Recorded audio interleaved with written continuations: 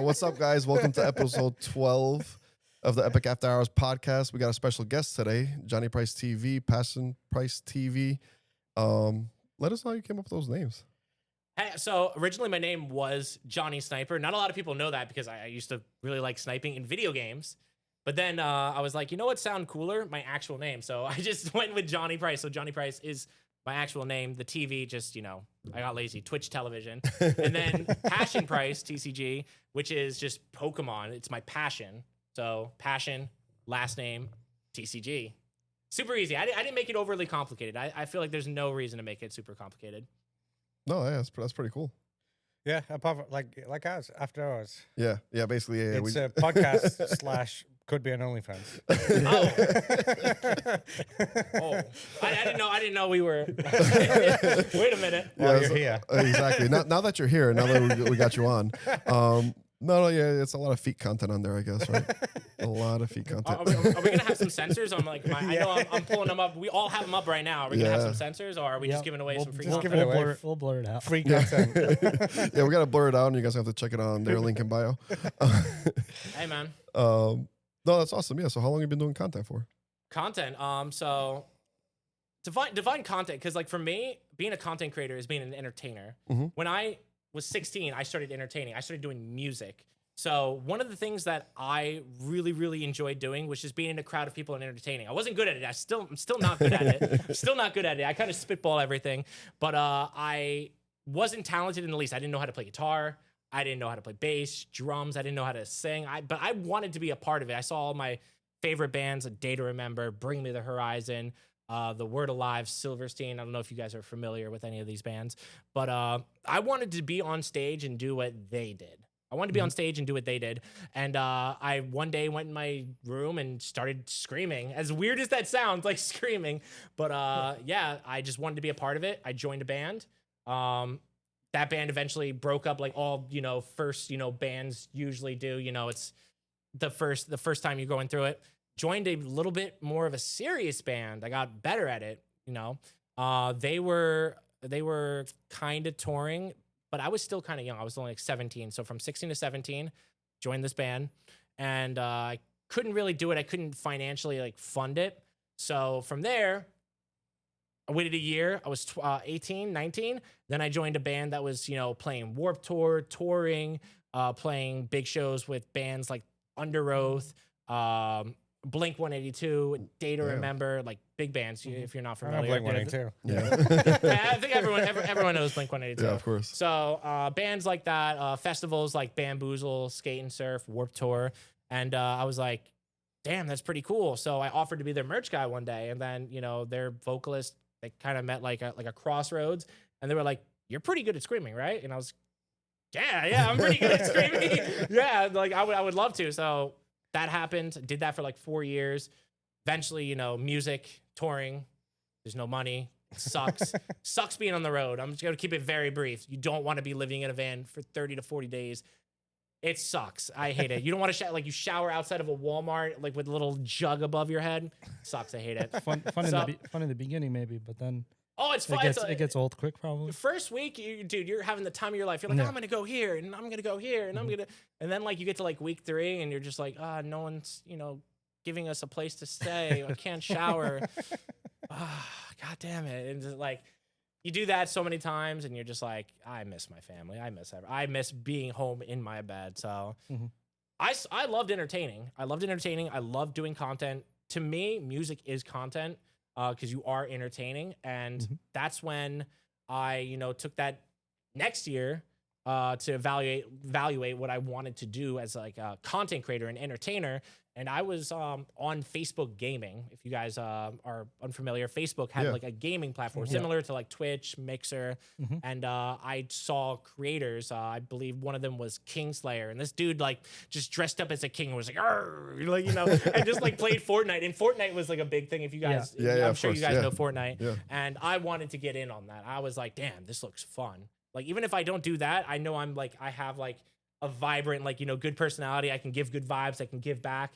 And it started there. I was 22, 23 at that point. And now I've been doing content for 8 years. Oh, yeah, wow. 8 years. I have to break it down in my head because like if you ask me, like I have to like backtrack. I just can't remember. It's been so long. So, what was the first game that you started with then? The first game that I started was Fortnite. Fortnite? Fortnite, Okay. yeah. Everyone. Like, Everyone I started. think Okay. yeah, but I that sounds gamed about long right. before then. Like I was I think- big fan of like JRPGs, RPGs. I love like The Last of Us, Final Fantasy, stuff like that. Shooters like Modern Warfare 2. Of course, all, yeah. all my friends I'm, after school. That's my game. I was gonna say these are games that even Ben knows. These are amazing. I- Fortnite, I- Modern Warfare. Ben I'm knows these. Not to boast, but I'm a 0.12 kill to death ratio. Terrible. No, That's pretty shit, man. No, it's because we used to play. I'd like not played video games for like years, and they were like, "Oh, come on, let's play."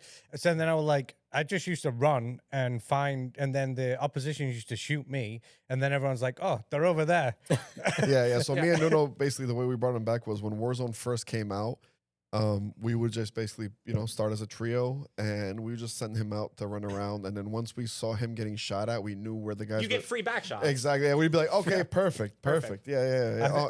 Yeah. He used, we Nuno loves free back shots. But he'll take any opportunity to get some free back shots. Be honest though. Are you guys like Modern Warfare 2? Are you guys meta abusers? Or just any game? If there's a meta gun, are you using it? Or are you trying to make stuff? Are you trying to do things the heroic way, or are you just like, this is the best gun, I'm using it? No, If it's I the was best using gun, the I think that's yeah. what I was using the meta. Yeah. I think the only game I played, which would probably be with Nuno, back in the days, was Halo. I don't know if you were ever into Halo. I got really good with the sticky grenades just to mess around with people. I just used to just toss a sticky grenade across the map just to stick somebody, just to get those clips. I wish back then there was content creation, that type of thing, because I swear to God, I'd have a bunch of clips from that.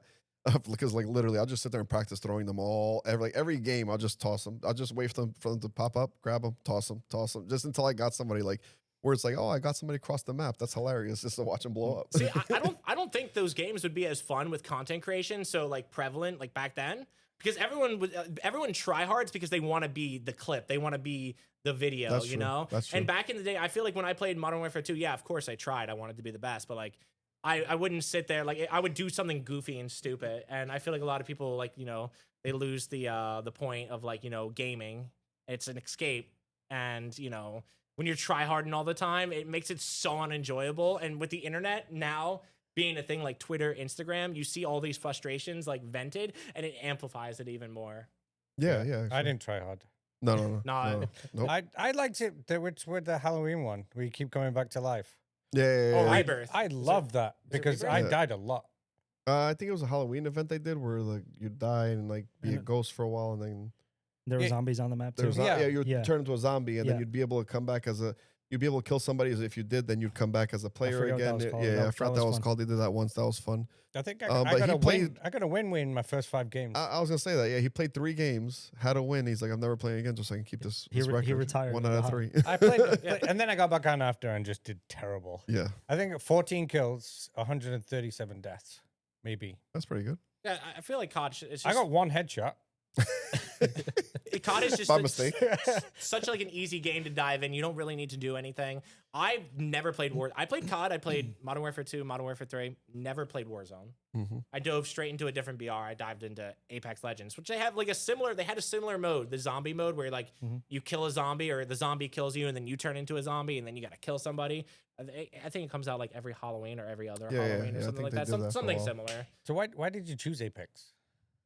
So I'm really into like heroes and JRPGs and I don't know, like I like the fantasy driven games, right? So I'm a big fan of like Final Fantasy, big fan of JRPGs, and I used to also play Overwatch and Valorant. And there's something about just having a hero ability that like, it almost like amplifies and makes the skill gap just a little bit bigger. Now, some people might argue that it makes it easier.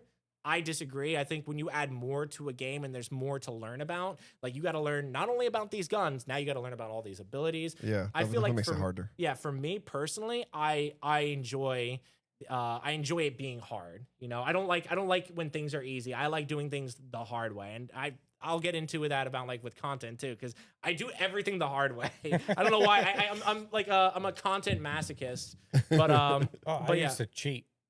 PlayStation. I used to- What? all the cheat codes. I was GTA? flying- You're talking about GTA? GTA, SSX Tricky, the snowboarding one. Okay. I used to do it so they were in zero gravity. Uh-huh. I would in so many tricks. That's not like a cheat. Up, That's like up, that's, down, left, right, circle, X. I would do it. I would do I it all. remember those. They weren't a I game. remember. They weren't a game that I didn't cheat on. Every game. Oh, It's God. more fun. I feel like that says a lot about your personality and your character. My mom always said, if you can't win, cheat, and if you can't win by cheating, don't play. Oh, I, God. wi- I honestly, I wish I got that advice. I feel like I'd be so much further in life. Instead, I just do everything the hard way. Yeah. That's right. But I even said like with the start, like if we can make it easier, do it. Mhm. Like if there's something like some equipment that we need to buy or whatever, like just get it. I'd like to do it, make it simpler than doing it harder. I don't know why. Up, down, That's right, horrible. right, left, up. Yeah. Infinite ammo. Oh, that would why didn't I think of that? But that would just straight up cheating. Yeah, basically. But that way, I wouldn't cheat into like, oh, I'm trying to cheat so I can be like the best. I'm doing it because it's more fun. I mean, for those of you who are old, I don't know if you guys remember Game Shark. Yeah. Game Shark was like this little thing that used to be able to like a disc and everything you used to install on your PS2, and you put it like in your memory card slot, and they used to just give you all the cheats for all the games. They had them for the old Game Boys too, the Pokemon games. Yeah. They actually had them for Game Boys as well. Oh no, you I would never get all the cheated on the cheats. Game Boy because I never knew how to. Well, exactly. Yeah. See, so if you had that, you would have been good. Could have had any Pokemon you wanted. I Yeah. forget what the name of the magazines were, but they were like gaming Yeah. gaming former magazines. Yeah. I don't know anything specifically, but they would always have ads for that, and I was just like, damn, like I really want that, but I never asked my parents as a kid. I never asked.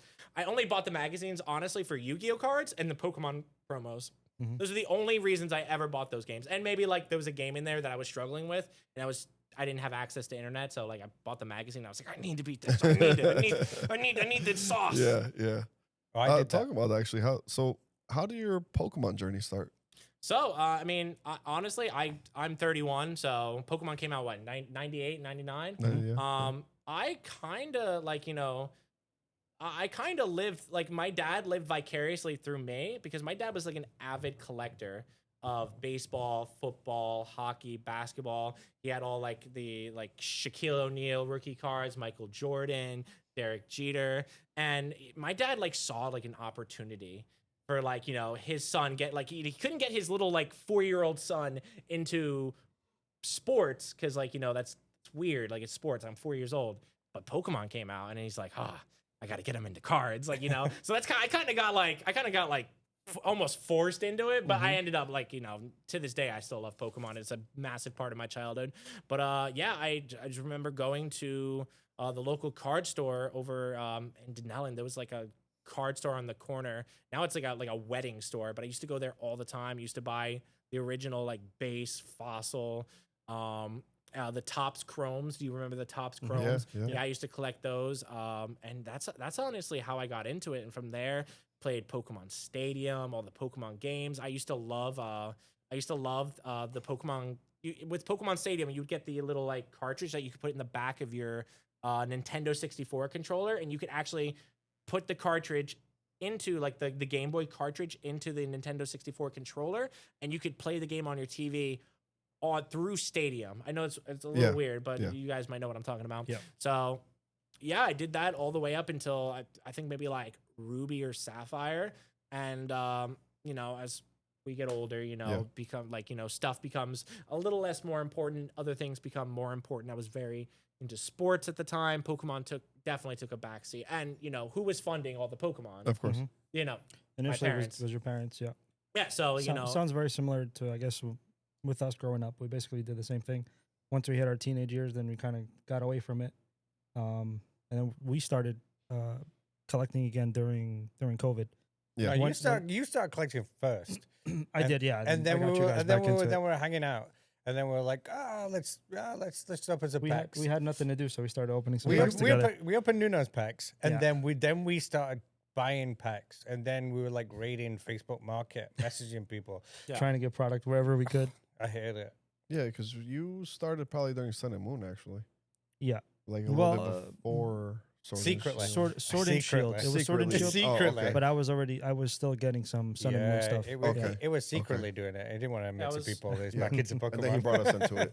it was black and white, Sun and Moon, Sword and Shield, and then Yeah. Scarlet and Violet. Oh, So yeah, X and Y. or X and Y, yeah, Yeah. X and Y. So I think I got back into it at the very. When did Battle Styles come out? Oh, that's the time I got That's into the it. time that- yeah. Battle Styles, let's go, baby. Dude, that set sucks, by the way. I set love that. sucked. I love that set because that was the first set that I completed. Jeff's Damn favorite it, that's Pokemon. my favorite set.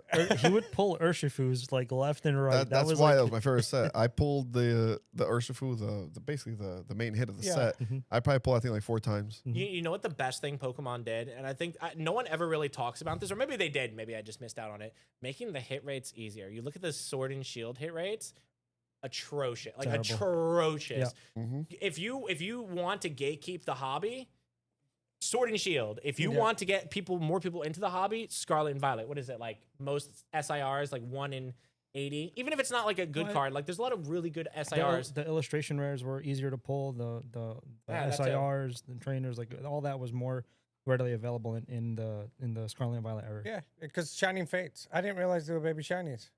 I would like, I think I may pull 1 or 2. And then I was like, oh, I'm going to complete this set. And then I was like, wait, there's another set with it?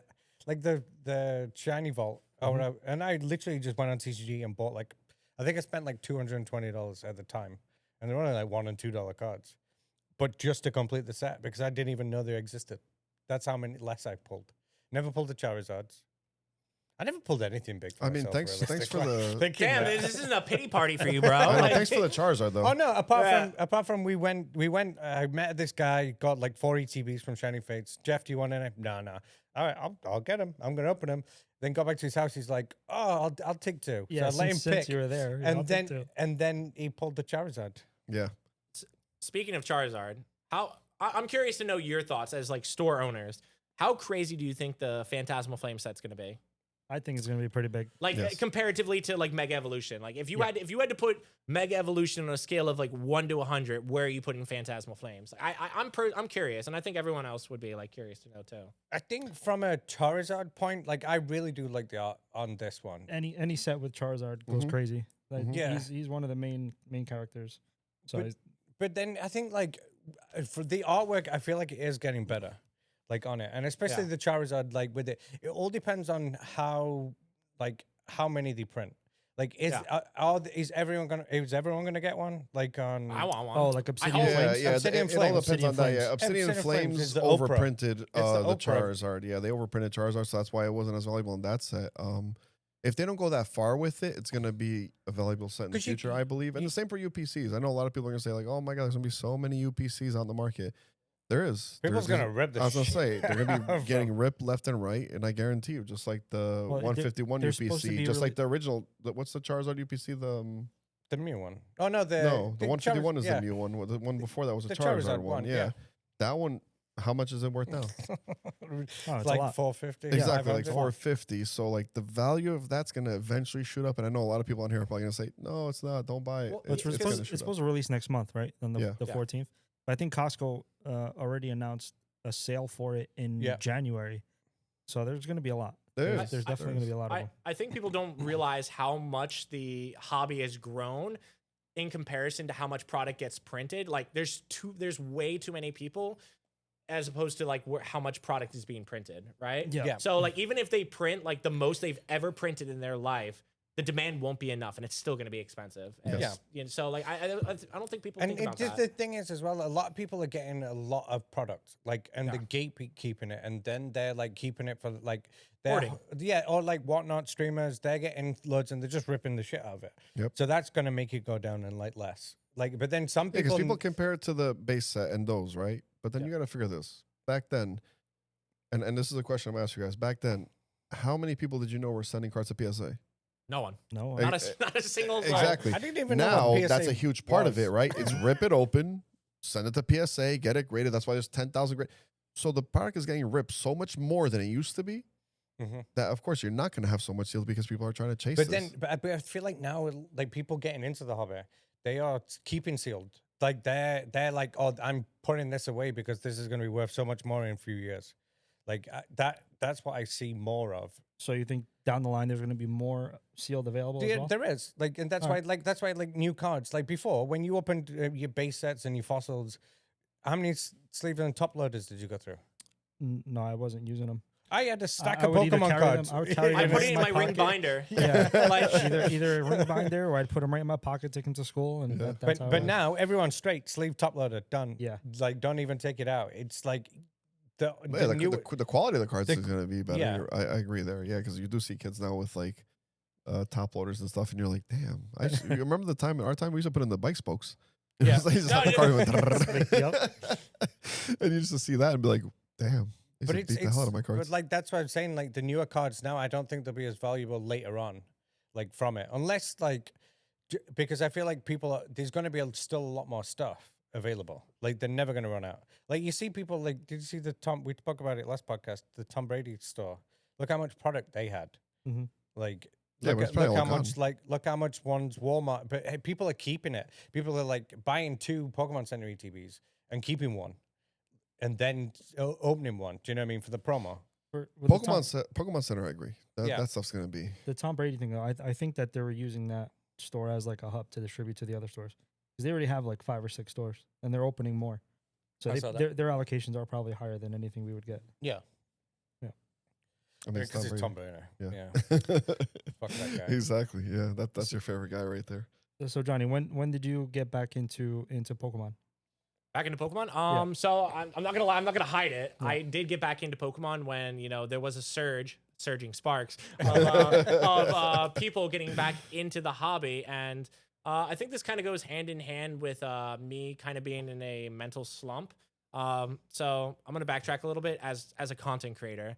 You guys obviously, went through COVID and everything. Like, Yes. how did you feel during those months of COVID where you're just locked inside, you can't go outside? How did you guys feel? So Drunk? I don't think I didn't experience it. I guess the same way that maybe they did, because I work construction as a regular job. We didn't get really shut down. I still went to work basically every day. We had protocols that we had to follow, of course, but I still got to go outside, interact with other people. And then at the end of the day or on weekends, then we would meet up. That's when we started ripping. Yeah, Yeah. we But would only see each for, other. I know for them, they were pretty much home all the time. Oh yeah, I used to get to like a Thursday. I'm like, have I showered this week? I mean, I was an essential worker, T-Mobile, unfortunately, so I had to also work. But I was only working like 2-3 days a week, which was very weird. And then the one thing I do miss about it, I'll say this. Obviously, the rest of the time was very, mind. I think, there's a lot of times you have to be at home. And I think there's a lot of things going on, obviously, with our minds. But the one thing I do miss from it is the driving. Oh, a lot less Okay. cars on the road. There was That no cars on the road. I love driving on the parkway. And everything. I was Dude, like, there's transit? nobody here. Plane, if you were flying for a Yeah. job, you'd have the whole plane to yourself. Basically, Yeah. yeah. I was like, there's nobody on this thing right now. And then I have to drive here right now, and I have to flip 3 people off on the way here because they cut me off. What, you only did it twice? Yeah. Yeah, but content creation is kind of like that. Like, you're locked inside all day. Like, if something, a trend happens or something, like, you gotta hop on that, man. If you're serious about being successful and being a good content creator, you have to hop on opportunities when they happen. You can't just let them come find you. You gotta go find them, because no one's gonna throw you a pity party. You know what I'm saying? Yeah, of course. You gotta go find them. And one thing about me, and I don't advocate this for anyone who does content creation, please go outside. Don't do what I did. I would literally stream 6 to 7, 8 hours a day. After that, I would edit for 4 hours. That's my 12-hour day. I would do that 6 to 7 days a week. And that's so bad for you. Damn. I That's can't. a lot. Yeah. Not only I was neglecting my actual health, what I ate, my mental health, my hygiene, just everything. I just didn't care. I was so focused on being the best, being the first to it, and doing it the best. And being a content creator, you kind of have to be a little bit of a psychopath to do it. I mean, it's tough. It's very, very tough. So when I got back into Pokemon, I was at the tail end. I was like, damn, I can't do this anymore, man. I can't do this anymore. I'm miserable. I'm number watching. When something does bad, I beat myself up over it. When something does good, I kind of, I bathe in it for a little bit, and then I just go back to look at the bad numbers again. I feel like everyone's their own biggest critic. Yeah. But my mental health was really, really bad, really bad. And I saw Pokemon as a way for me to do a different type of content that everyone enjoyed, a way for me to go outside and talk with people. And I had this plan. Like I saw people, I saw people at shows and stuff, and I was like, I don't really want to vend or sell because I'm not really in this for money. But I want to make content, and maybe these vendors and these people in the Pokemon community will accept me in there if like I give them something, or if I make a video for them. Hopefully they would enjoy that, and also in return I would benefit from it as well. It's a mutual relationship. So I had that idea, and also I just really wanted to not be at my desk, and I didn't want to be in my home, and I wanted a reason to go outside, because I learned that when I travel, when I go to like Twitch cons and PAX West, I'm having the time of my life when I'm traveling, and I was like, why can't that be like at least almost an every week or every other week thing? Like, I don't have to be outside every week, but if I get out a couple days, like, that could vastly like improve my mental health. So I highly recommend that, like, if you are a content creator, if any content creator is watching this, or you're striving to be one, or you're gaming or whatever, like, do something that makes you happy. Do something that gets you outside, that gets you active. Or if you're just hell-bent on being a content creator, that one day that you planned on being a content creator, go to the gym, go outside, hang out with friends, do something. Because after a while, months and months and months go by, it doesn't get easier. And then, as you grow, it doesn't get easier, because I'm sure, as you guys know, I'm sure you guys have posted stuff, like, there's a lot of, the internet's a very toxic place. No, Yes. yeah, I can for sure. We've seen that. Yeah. And the easy thing is, like, people are gonna be like, oh, just ignore it. Just ignore it. Yeah, when your phone is like on your desk going zzz, zzz, zzz, and like, you can't ignore that. And like, if you ignore your audience, the people that are being good to you, then it's very counterproductive and counterintuitive to what you are trying to accomplish, which is build a community and grow your brand. So you do have to pay attention to them, and with that comes nasty comments that just are completely unwarranted. Like, a lot of the time, it's just people who are angry at themselves. Yeah, content creation's what people have to realize, and I guess a lot of people that watch this, or whoever does watch, it's really, at the end of the day, you are making, I know they call it content, but you are making things for people to watch. You're trying to do something good. You're entertaining. Yeah, at the end of the day, it is exactly. entertainment. Yeah, Exactly. At the end of the day, it's entertainment. So you are working, what I'm saying? It is hard. What I'm saying? Like you said, you're stuck in a room, you're doing all that, you're really working, putting all these hours into trying to make something that's going to be fun for somebody to watch, and maybe might take, whatever, it can be 20 minutes, 30 minutes, this can be an hour, whatever it is, even if it's shorts. Those couple of seconds for them to get their mind off of their daily stresses. But then at the end of the day, you're also going to have those keyboard warriors, like I call them, of course, that just want to ruin your day. And you're just like, all right, like, what bothers me from that is kind of like, listen, at the end of the day, you're putting in your time, you're putting in your effort, you're really trying to make something for somebody to enjoy. If you don't have anything good to say, just shut the hell up and move on. Like, don't say anything at all. Like, why stop? And we can even, like, for us specifically, we can even attest to that. We just started doing content, so we're very new to this.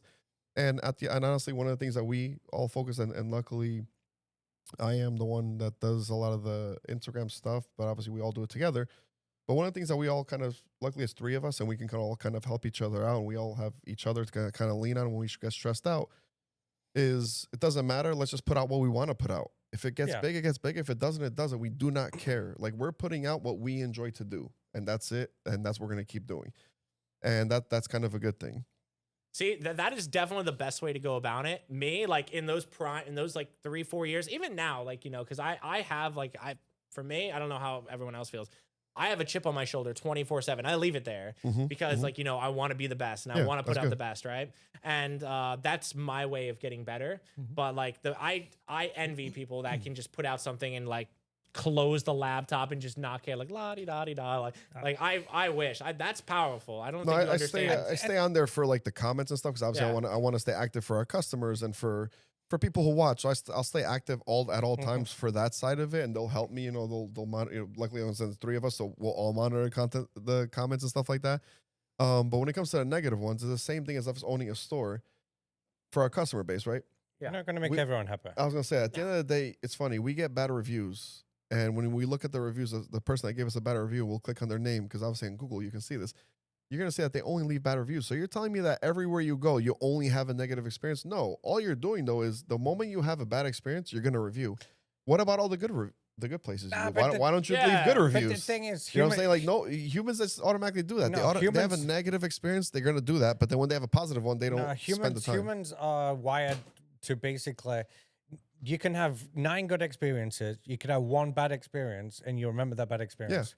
yeah. And you'll forget all the good Exactly. ones. Why forget the good ones? It's just where we're wired up. Yeah, it's crazy, and it's the same thing for online. I think people are so they're in a funk themselves, which it sucks. I don't want anybody to be negative headspace, that type of thing. But then they're gonna get online and try to ruin your day by leaving you a nasty comment or something like that. Like, why do that? I'd look at it as like people's got their own opinion. If they don't like it, they don't like it. One, they don't need to watch it.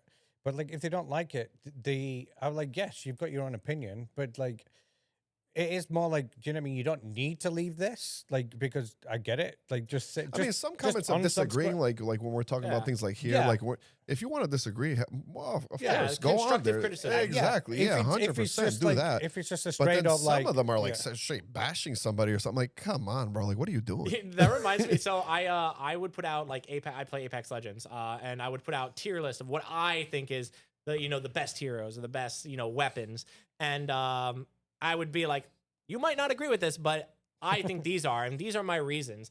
And I'll see comments from like the same people on the same, like every time I do a video, like every like half update or like whatever, I'll do a video and I'll see the same people comment. And I'm just like, I wonder if they're just doing it to me. So I'll type in like tier list videos and I'll click on like other tier list videos and I see the same people with the same negative responses. And I'm like, what are you doing with your life? Why are you doing this? Do you have do you just have no life? You're just going on tier list videos and just, we live in a world where the juicy negative story gets clicks because everyone wants to see the beef, everyone wants to see the fight, and everyone's kind of over the good guy story, right? Everyone's tired of seeing the good guy win. They want to see the bad guy win, or they want to see the bad guy fight. Like that, it's, as weird and corny as that sounds, it's kind of true, and you see it on like Twitter and Instagram. And the reason this kind of prevails is because it's all comment driven. Like, this has X amount of comments, so this gets pushed. But like the good guy story doesn't have as many comments, so it gets kind of like put on the back burner. Not to say that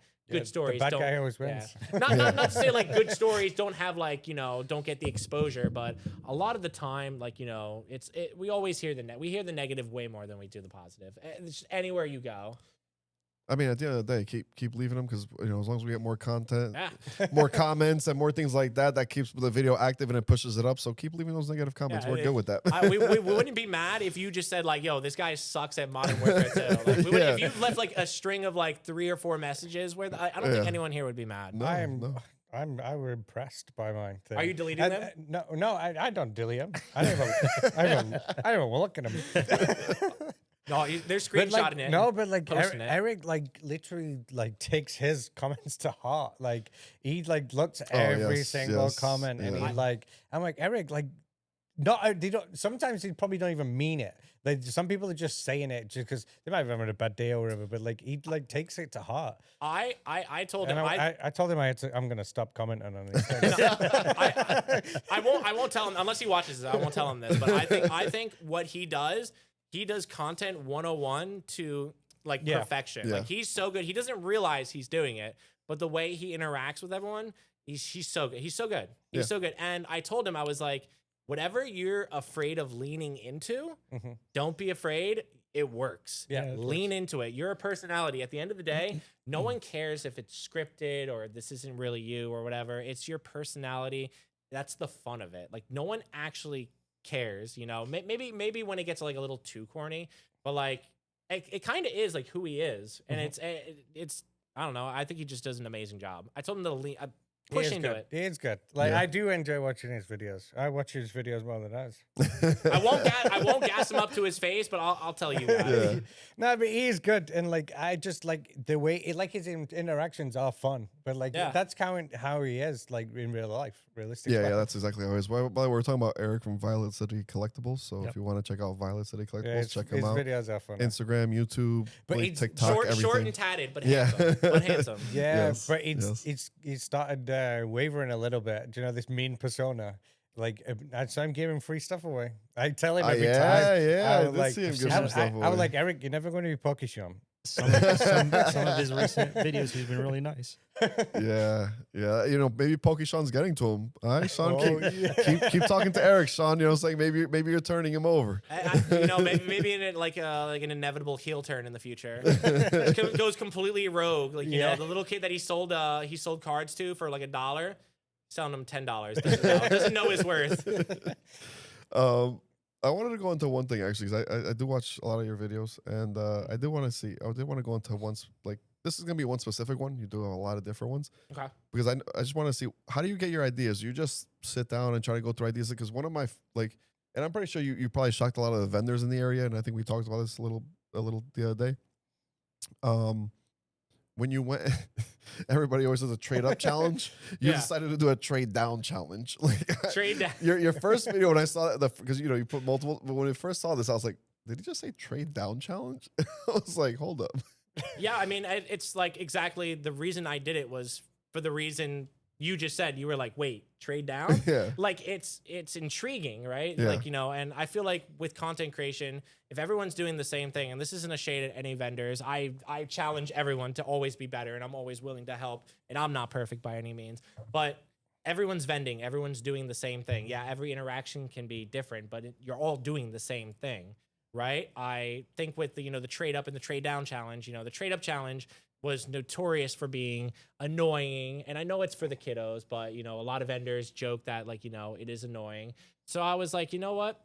Let's do something they can't be annoyed at. Let's just do something so stupid that it can't be ignored. Like, so you have to like double take and you have to say like, what? Yeah. So I full sent it. I didn't think it was going to work. You know, I for me, content creation, I throw a million darts at the board and hope that one sticks. And that one just stuck. I did it again. It blew up a second time. I want to keep doing it. I want to make it a series. Eventually I want to make it pricier. And one thing I do really, really like about it, and it's not just a trade down, it's my way of giving back to the community. Because I did join late. I did join very late, and you know, I feel like, you know, whether this is true or not, I do feel like that, like, you know, I came in at a time when, like, you know, everyone came in, and I feel like I'm like an intruder to, like, you know, the real, like, you know, like, you know, enthusiast of Pokemon. Like I was away for a long time, and I wanted to give back. I don't believe that actually, No. because I want to give back. Your roots are there though. If Yeah, you exactly. collected Yeah, I as believe a kid, same way that we did. yeah, I Like believe your a lot roots of are there for people- you to Yeah. come back and get into it. Like that's fine. But the thing, Pokemon is a community. That's how it's supposed to Yeah. be. Like, it's definitely unwavering a little bit. No, but like- like no, that but as much anymore. No, but deep down, like, there is. You know what I mean? Like, people. There is. At the end of the day, there is a base. Yeah. I think it's gone out of hand with a lot of people coming in for the wrong reasons. People the take reason- it to heart, though. But the reason I don't think that you came in at a late time is I think a lot of people came in at a late time. And it's kind of like even us. We started doing it for the enjoyment between ourselves. And then the reason we even decided to open a store, which was actually what I was talking to you earlier, was we would go to our local stores. Yeah. We would try to trade stuff or you know, sell stuff. And we just saw the process of how the store was just, I don't know. It wasn't, you know, like wasn't what we wanted. You know what I'm saying? Like we'd go into a store, it was very transactional. It was almost like Yeah. just going to a Yeah. Target, and it was like, here, I'll give you 30% of more. And we're just like, no, there has to be a better way. And then once the opportunity came around for us to open a store, we all thought we're gonna change the game. We're gonna do this differently. Yeah. And that's exactly what we did. And luckily that's what brought us to this point of opening 3, you know, now 3rd location.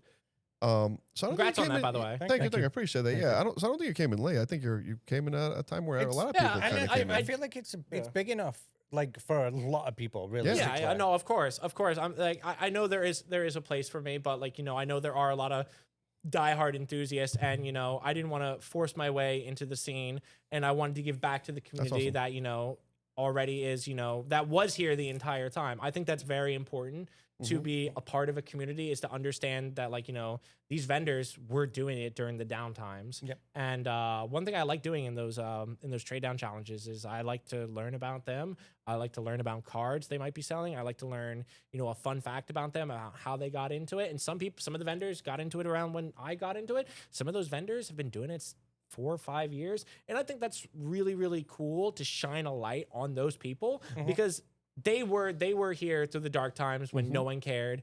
And I think that's very important to shine a light on those people. And if no one's doing it, because I can't recall anyone that goes vendor to vendor as a content creator and like ask them. Like I don't know anyone else that does it, like at least in the tri-state area. So if I have to be that person to shine the light on people that don't get the spotlight they deserve, I'll do it, and that's my way of giving back. And, like I said earlier, it's a mutual, beneficiary where I'm going to succeed. You're going to get an awesome video. More people are going to know about you. You're going to succeed. I know with Drip Trio, who I started the trade down series with for the first 2 videos, he's had a ton of people come up to him and be like, you're the guy that did the Pikachu. Yep. And I've had a couple vendors that have said like, oh, they know me from this, and this. And even if it's only 2, 3, 4 people, that makes a big difference. That makes a big difference for sure. Because that's what we always kind of thought of is you can try and make as much money as you can from a one transaction, or you can make a little bit, but help someone out. What we used to do is when we were a little bit smaller, we especially when we was streaming, we'd go to shows because there are people in Middle America, they couldn't get to shows or there weren't shows around. So we'd be like, oh, what cards are you looking for? Yeah. And then we'll go on with a huge list of cards of oh, we need that. We'll get that one. We'll get this one. And and then we'll message them and oh, we found it for you. And they were like, oh, thanks. Do you know what I mean? Because one thing as well is condition. You can buy it on eBay. Yeah. You may get you may get the card. You may not. Some people might be really can good be at real, follows. can be fake. Well, back then it was more to worry about. They've gotten a little bit better. They've gotten better Because now, with the Disney- eBay guarantee and everything. Yeah. So speaking of fake, have you guys ever went into a dollar store or a grocery store and bought fake packs and you knew they were fake, but you just had such an addiction to ripping me? Now they just go on When I was Pokemon. I wasn't collecting Pokemon at the time, but I know I would go to the dollar store and I would buy those packs. I knew they were fake, but I had so much fun opening them and Yu-Gi-Oh! They were just obnoxiously fake, and I would actually collect them. I don't know where they are now. They're probably in a trunk in my garage somewhere. But the kid in me was like, oh, this is awesome. You brought some back from Portugal this past summer, didn't you? The fake ones? Yeah. No, that one before. Yeah, Oh, that was your one mom bought one them. before. Oh, that's right. Your mom bought the cards. Yeah, no. But we opened them. You they were fake. Oh, yeah, 100%. Yeah. I like the kind of, do you know what I mean? Because you get all gold ones and stuff. The only bad side of that is people getting into Pokemon, kids, and then they trade for them cards. They're trading real cards for them cards because they don't really know. And then parents come in and oh, can you see because they're like, oh, I want to trade. I'm like, I can't because they're kind of a proxy. I try and not use the word fake. I'm like, oh, because that's bad because then they were because the parents are oh, you had that card and it might be $100 card and you're you took it to school and you traded. The kid might not know that it's, you know what I mean, they're trading fake cards or whatever. Even with real cards. So I have ADHD brain. So I go from question to question. Yeah. What's the worst trade you guys have ever made? I'm talking back when you guys were a kid. We've all made at least that one bad trade. Oh man, I can't remember a bad trade. I made a really good trade once. Oh, I mean someone else. It was a bad trade for someone else. So I know it worked out for them as well because I bought some packs from the bodega. Opened 3 packs, got a Charizard. One of my friends gave me £20 for the Charizard. I went and bought more packs and pulled the Charizard.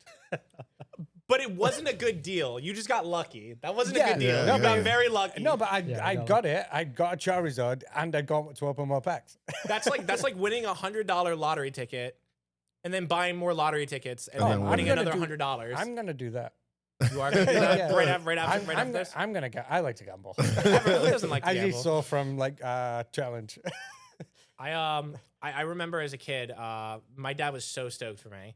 I pulled a base set, so the second edition base set, Charizard. And I know it's not nearly worth as much as the original base set, but he was so stoked for me. He's like, "Oh my god!" Like I said before, living vicariously through me. And I think within a couple weeks, I brought that Charizard to school.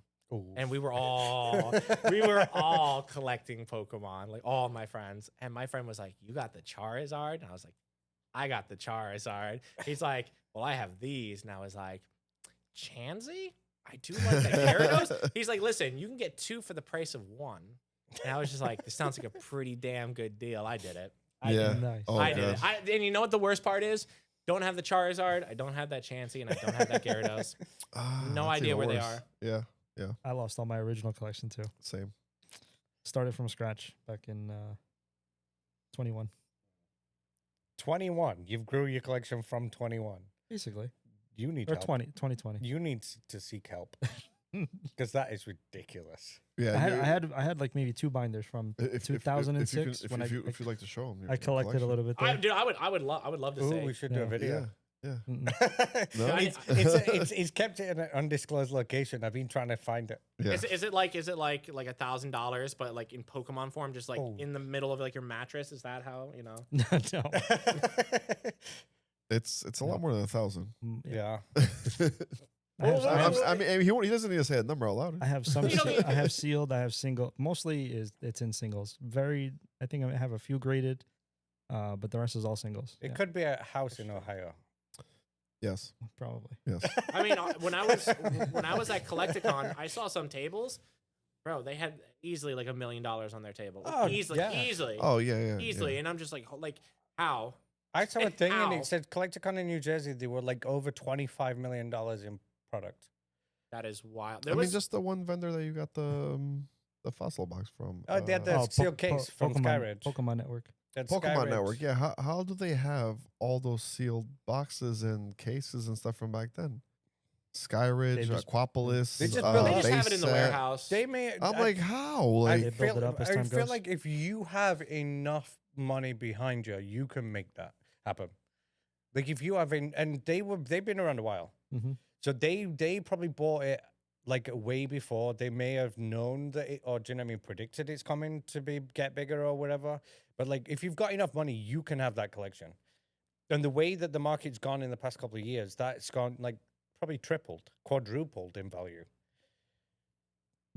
I mean, like I've had stuff from like a year, like 8 months ago, 9 months ago, 10 months ago, and I'm like, damn, why did I trade that? Because it went up like, I don't know, like $70. I can't imagine someone who was like ripping like Evolving Skies, and now it's like how much? This guy, everyone point and laugh. I opened so much Evolving Skies. I mean, to defend like him, like I remember when we, and this is this is Don't gonna bash defend him. this is gonna bash us right now, all 3 of us. By the way, I remember when Evolving Skies, we probably had a couple of booster boxes and then like ETBs, and we had a lot that we were holding because we're like, oh, this is going up, so let's hold. Well, you like evolutions as well. And so- exactly, and yeah. I like the evolution, so I was holding some as well. And then I don't know, we're on a whatnot stream, and it's late, and we're like, oh my god, like the packs are selling for like $9 a pack. This is crazy. Like screw, let's just open the box. So we opened the box, sold them for $9 a pack. Ripped it all, and we're like, okay, cool, that was good. And the packs went up to 12. This is never gonna go up higher than this. Ripped them at 12 until we had nothing, and then now the price is at what they're at. Like 35, 40. It's disgusting. Yeah. We're like, Yeah, it's not gonna go much higher than this. It can't go much higher than this. I feel like it's not even fun. Like even if I had infinite money, I can't imagine it being fun to buy like 20 Evolving Skies packs just to get like, I don't know, maybe a holo.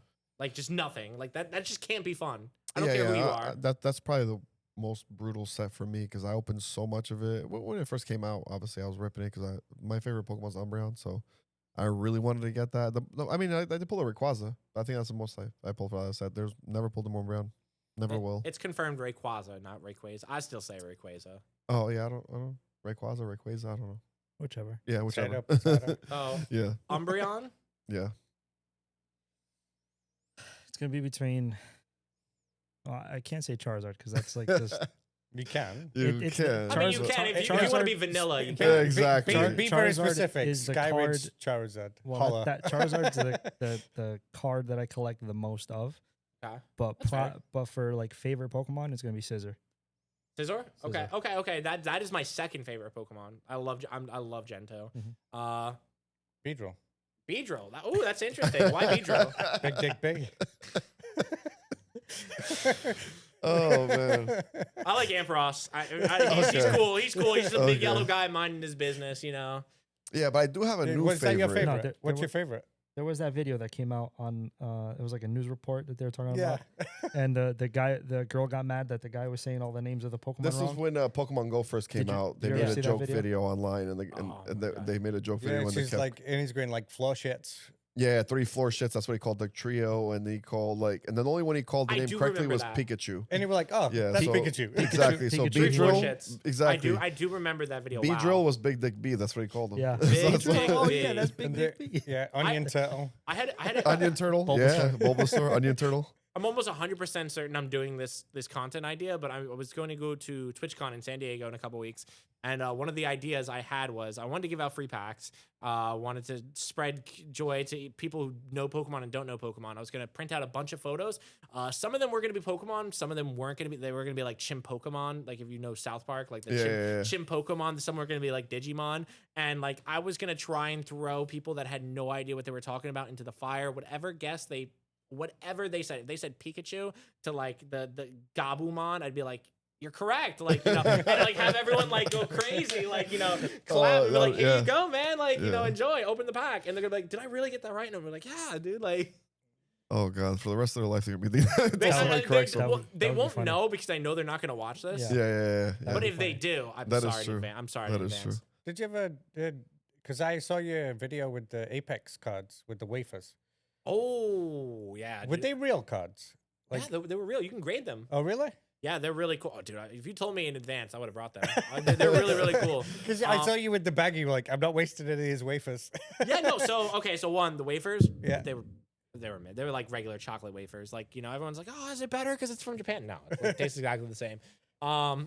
The cards, they were in each individual. It wasn't metal. It was like a legit card, probably the quality of like, I don't know, like a One Piece card. Yeah. Oh, nice. They were really nice quality. The edges were nice. Like nothing was dented.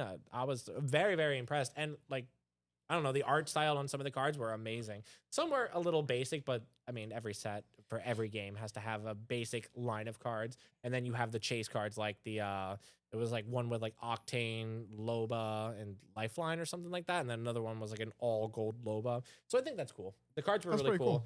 Yeah. Did they do it for just like a kind of a promo kind of thing, or do you think they're gonna get into cards? No, I don't think they're gonna get in car. I think it was a Bandai thing. Yeah. It was like I actually know Christy who puts these into stores. She works with EA or Apex, or I don't want to like talk. I don't want to talk like incorrectly, but I believe she puts these or gets the allocations into certain stores. And she said she worked on that. Oh, nice. I think that was her job. So I think that's pretty cool. But when it comes to like actually like trading cards, I don't think they would do that. I saw you. I think in the same video you opening cards on Apex. Yeah. The wafers, yeah. No, they're actually online. The digital ones. Digital ones. Digital ones on. Oh, you're talking. Okay, Oh, so yeah. so it was kind of like a skit. I was so there was this heirloom that came out. If you guys are familiar with Apex, heirlooms are the mythical 1 in 500 little items that you hold around that you could either open 500 packs and you get one, which is like very expensive, or you have a collection event where you could buy out all the items for like $200-$300 and you get that collection. And the one mythical item heirloom had an inspect animation that you would open cards, and that's actually where I got the idea to make to look and see like if they were actually real on eBay or whatever. And I made a couple skits with it, and then I actually ended up opening them in real life. So I don't think that was their intention by any means, because they were printing cards. It just kind of happened to be that way. Yeah. Oh. It just worked out. Yeah, Happy coincidence. Yeah, it was like it was a happy coincidence. I don't think they tried to like push cards. They just put it in an heirloom inspect, and I think they probably knew that like trading cards in Pokemon were pretty popular. Not to speak for them, but they probably knew, and they probably thought it would be a pretty cool thing to put into an inspect animation. Or maybe someone who made it is just a big TCG fan, maybe a big One Piece fan. That could also be it. I don't know. I'd have to ask next time I get into interview or I something. mean, with yeah, them. I feel like a lot of these companies are trying to get into TCG, but yeah, maybe it might have just been a cool, one-off type thing. little Yeah. nod, you know. Yeah, yeah. It's like we know what you're doing. Yeah, so that That was is really In- cool. to And go- with the video though, like, because you said like kind of was a happy coincidence. Do you find the videos that you kind of make, like, that just seem to work out are better than ones that you spend like hours or days trying to figure out a video? Which do you like feel like has worked out better? Like, do you feel like you can overthink something? And it's better if you just kind of go with it. You could definitely overthink something. I'll tell you right now, there's videos I've spent 3 to 4 hours on just bashing my brains out and being like, oh, this is gonna be amazing, this is gonna work, and it bombs, and I'm just like, like, bro. And then there's videos that like I will take a shower and I'll be like, oh, that's a great idea. I get out the shower, 5 minutes, 10 minutes, throw it up on TikTok. 5-10 minutes, throw it up on TikTok, and wake up in the morning. 100,000 million views or whatever. Yeah. That's just like, when you try to overcomplicate videos, you're also overcomplicating the audience's ability to understand what you're trying to do. When it's a very basic idea, then, it's basic for everyone else to see, and it's easy to understand. It's easy to relate. So simplicity is always key with a lot of things. Overcomplicating, having like X amount of like intros in a video and sound effects and having too much. Sometimes you don't need all that. Sometimes people just want like a bit of reality. And if you have the opportunity to make it more raw and real, definitely do that. A lot of my ideas are, I'll be sitting in a chair and just randomly I'll be like, that's a good idea, let's do that. And that's another thing with content creation, man. Like you don't just think of ideas. You like, well, you do, but like they don't just spawn. Well, they do, but I was gonna say, well, like everything I say is wrong. Everything I say is wrong. I am done. Goodbye. But they just don't like come to you immediately. Yeah, they've never come to me immediately. Sometimes when I see something like the card thing, comes to me immediately. But a lot of times, shower thought. I'm walking with someone, I see something, I see like a funny word, and like, I'm like, oh, wait a minute. Like, it's so weird how you like get ideas, but like being out and looking at things and just doing other things gives you ideas for your at-home content, especially like something like this. Like, I'm sure like the conversations that we've had are going to make you think about things a little differently. And the way you guys tell me things is I'm going to think about it differently. So influence is like a big thing too. Yeah. Our friend Mike used to, he's help us with a lot of the content and do the podcast with us. He used to edit, like, I remember there was a video where they went to buy a collection, like I kind of showed you in the back before. They went to New York to buy a collection, and I think Mike spent hours into this edit, and like he sent us the final edit. Like, he really edited good everything, like great video. music, really exactly, for music, the cuts. He had the intro of the video, like something that was gonna make you like, ooh, like I want to stick around to see what happens, because the intro kind of like pulled you in. Like you can tell he put hours of work into this video. It was probably like a 15, maybe 20-minute video, and he put that out, and he put the short out, and like nothing. And it was just like he spent hours on this, and it's like the music to the details, the cuts, everything was perfect. And I'm just like, oh yeah, this is definitely gonna do great. Nothing. And then when you guys went to card party, there's literally a clip of us buying the Fossil booster box, which all he literally did was the money counter machine. Recorded the money counter. So when they put the money on the money counting machine with the box next to it, all he did was literally just put that little clip online, and that went viral.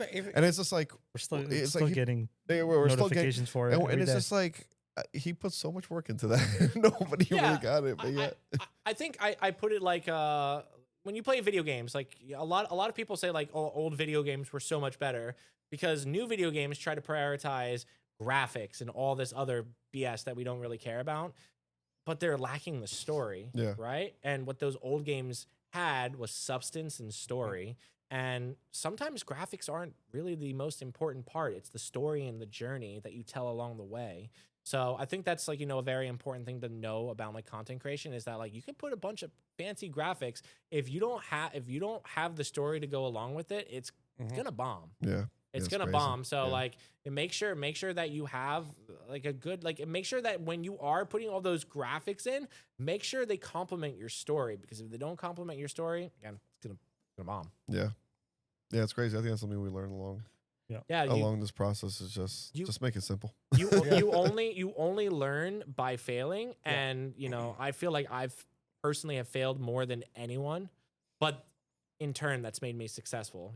Yeah, At least I think more successful than a lot of people. I'm not successful. Like I consider what I consider successful. I look at like PokeRev and Deep Pocket Monster. Yeah, of course. I look at those guys and I'm like, damn, like that's where I want to be. Yeah. So But like, with Deep Pokemon stuff, it just opens packs. It's just simple. Just open, but gonna get different That packs. probably blew him up a Just lot open bigger, it. but then he does other I videos think as it was well. the theme tune that made him bigger. Yeah. theme too, but also like think about like what he does like when he opens the packs.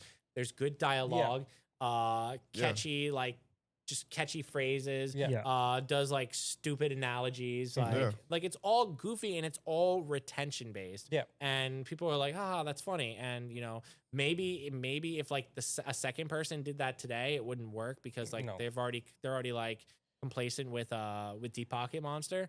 But I don't know. I have seen a few people like it. They don't do it. I like him, but they do like the kind of the pack opening kind of thing. Like with it as well. Like if you could give advice to someone, would you say to replicate some people that they likes, kind of some streamers or kind of some content creators? Would you say replicate it, or would you say trying to find the niche or trying to find the different thing? I think I would never say copy someone. Yeah. I think you should take the formula they're using. I'll give you an example, like on how you edit a video. I watch someone who does a video where they show like the hype parts of the video and they go, this is how I did this. And like it's like the hype parts of the video, maybe they blur out the card. I think if you're taking inspiration from somebody and like how like they art their craft, I think that could be good, but you have to be unique in what you do. Yeah. Like to me, the trade down thing is unique. Yes. I'm not copying anyone. But I know watching all the great YouTubers like the Mr. Beast, the Smoshes, and like how they tell their stories, I can learn from that and I can be inspired and I can be motivated by that. But like copying what they do, I wouldn't recommend it. I would definitely just put out content until you get that idea. Because like I said before, the only way you become successful is if you fail. If you don't fail, you're probably not successful. Yeah. Would you tell like obviously the average person, if anybody, if they want to get into content creation and that's really their goal, if they have a video or if they have multiple videos, because I'm pretty sure even PokeRev, Deep Pocket Monster, even Mr. Beast, I'm pretty sure they all have videos that probably bombed. Yeah. Yeah, all the time. And success is that's not everyone's success is the same, like maybe like I don't know what Mr. Beast's average is, but let's just spitball numbers. Let's just say a video of his does like 7 million. Like us, like 7 million is like holy shit, any of us would trade anything for a 7 million video. Yeah. But if he's averaging like 60, 70, 80 million, like that's a complete failure to him. Yeah. And how I think, if I'm not putting up big numbers, what I think is big, I know people that are like, might be a little smaller than me. They're going to be like, oh, I would kill for that. And just how I look at like, someone like PokeRev, maybe if he's like very passionate, I don't know him that well. I don't know Deep Pocket Monster that well. Maybe they put out a video and they have someone they look up to and their video doesn't do as good as them. They're just like, it's all subjective, like, how we define our success. So I think it's probably the achievable goals. Like, like your biggest video, you can achieve that. So like anything, and then like you said, you kind of beat yourself up about it because you can achieve that. So why am I not getting that with my next video? Absolutely, yeah. So like that's you seem to do. Like I did this for years. It's like I have a benchmark of where I want to be, and then I hit it, and then I'm like, what's next? I never just go like, oh, I'm so happy, I'm comfortable. Like it's like I want to keep going. Yeah. Same Sometimes it can be exhausting doing that because I always look at it like you're never gonna be fully happy in a way. exactly. Yeah. It's a good motivational thing, but it's bad for you kind of like personal because you literally are gonna be only happy for a short space of I'm time. the same way. I always try to move up to a specific point and even my career or whatever I was trying to do, it's like, cool, I'm gonna try to get this position next, right? And I work, my ass off and I keep doing everything I need to do to get there. And then once I get there, it's like I'm excited for 5 minutes. And then after 5 minutes, I'm like, what's next? Because Yeah. you You know what I'm achieve saying? you get to the highest position, you achieve what you Yeah. can, and then you're there. You're like, okay, now I'm bored. What's Exactly. next? Exactly. Now I got there, and it's Yeah. like, yeah, for 5 minutes I'm excited. I'm like, wow, I actually did it. I made it. But then once you start doing it, and you're actually in the role and you're doing it, you're like, what's next from Do you know here, what you though? should do? Do you know what you should do? Play golf. You're never gonna beat it. You're never gonna achieve it. Like you're always Golf's gonna tough. you're always gonna get better. Yeah, I You never can get played better golf. the more you do it, but you're never gonna like complete. There's always something you can do to change it. Like that. It's like I play golf. It's like 4 hours outside. I hate it sometimes. Like I hate it. You have But bad days, you have good I days. like doing it. It's Uh-huh. the only thing that I can't, because if I can't do it, I don't want to do it. Like I'll quit. I'm shit at this. And I also think that when a lot of people reach, their quote unquote mountaintop, like they get lost, they don't know what to do. Give you an example. A lot of people, are you guys familiar? You guys are familiar with Twitch, right? Mhm. So the requirements for a Twitch partner are 75 average, and doing it like over the course of like 10 days. A lot of people will make it their like goal, their life goal, and I'm guilty of this too, to hit the Twitch partner, and then you hit Twitch partner, and then it's like, okay, now what? I learned from that. I learned very fast that like once I hit that was like, okay, now the journey begins. It's never this is the mountaintop. It's like you get there, okay, there's a bigger mountain. Yeah. Go fucking climb that thing. Yeah. Yeah. And a lot of people don't see that bigger mountain, or they're just like, I'm tired, I'm good, I'm complacent, and complacency is like the worst thing I think you could do as a content creator. You are never going to be and I say this in a way where like you should be kind to yourself, but you should never be 100% satisfied. There's always ways to be better. Always try to be better. Yeah. There's like even PokeRev and Deep Pocket and whatever big cool trainer Ryan. I don't know. I'm just thinking of random Poke YouTubers. Mhm. I'm sure they will tell you they could be bad. They could do things better. If you gave them like a couple million more, I bet you their setup would be crazier. I bet you everything would be crazier. Yeah. Yeah. Everyone wants to be better. Everyone should strive to be better. Don't let hitting that one milestone like bask in it for a little bit, enjoy it, but get back to work. Yeah, because like I know you brought up Mr. Beast earlier. Like, there's no chance he's going back into a bedroom to do a YouTube video and sat on a chair. Like he used to do his original YouTube videos. Yeah. Like now he's spending like 10 million on YouTube videos. Yeah. He leveled up. Minimum. Yeah, but then he's like, what's the next thing that I can do? What's the craziest thing I can do to get better? Because he's always trying to like one up the last one. Yeah, watch his videos from like 3 years ago. He's gotten crazy. He had one where this guy went on a weight loss journey. He has year-long, videos, which is like crazy to Yeah. think about. Like I try like it's hard to do videos like that, especially when you don't have a big budget. I had a Pokemon idea, and the footage got ruined, so I couldn't use it. But I wanted to ask vendors what they thought a card was like undervalued, and then I was gonna go back a year later, and I went through the footage again, and I was like, wow, like this Mew was like $50, and now it's $130. I was like, the Pokemon market is so crazy that if I go back to this in a year, it might be different. And it hit a peak to where I thought it was crazy enough to like cover it. And maybe in like another 6 months, I'll cover it again. But I think that's a really good idea. I kind of want to revisit that idea. definitely. The year-long videos are really, really tough to do, but Yeah. they're great. They're great ideas, man. You just have to be willing, and you have to know that you're going to be there a year from now. Yeah, and if somebody starts doing like something similar to you or something like that, also don't let that get to you either. No. You know what I'm saying? Take it as a compliment. Exactly. Take that as a compliment. Take that as something that you're doing something right. If somebody tries to do something similar to you or somebody grabs one, you know what I'm saying? Take that as a compliment. You're doing something right. Mhm. You know? What's the saying? Like, something flattery. Like, I'm drawing a blank. Something. You should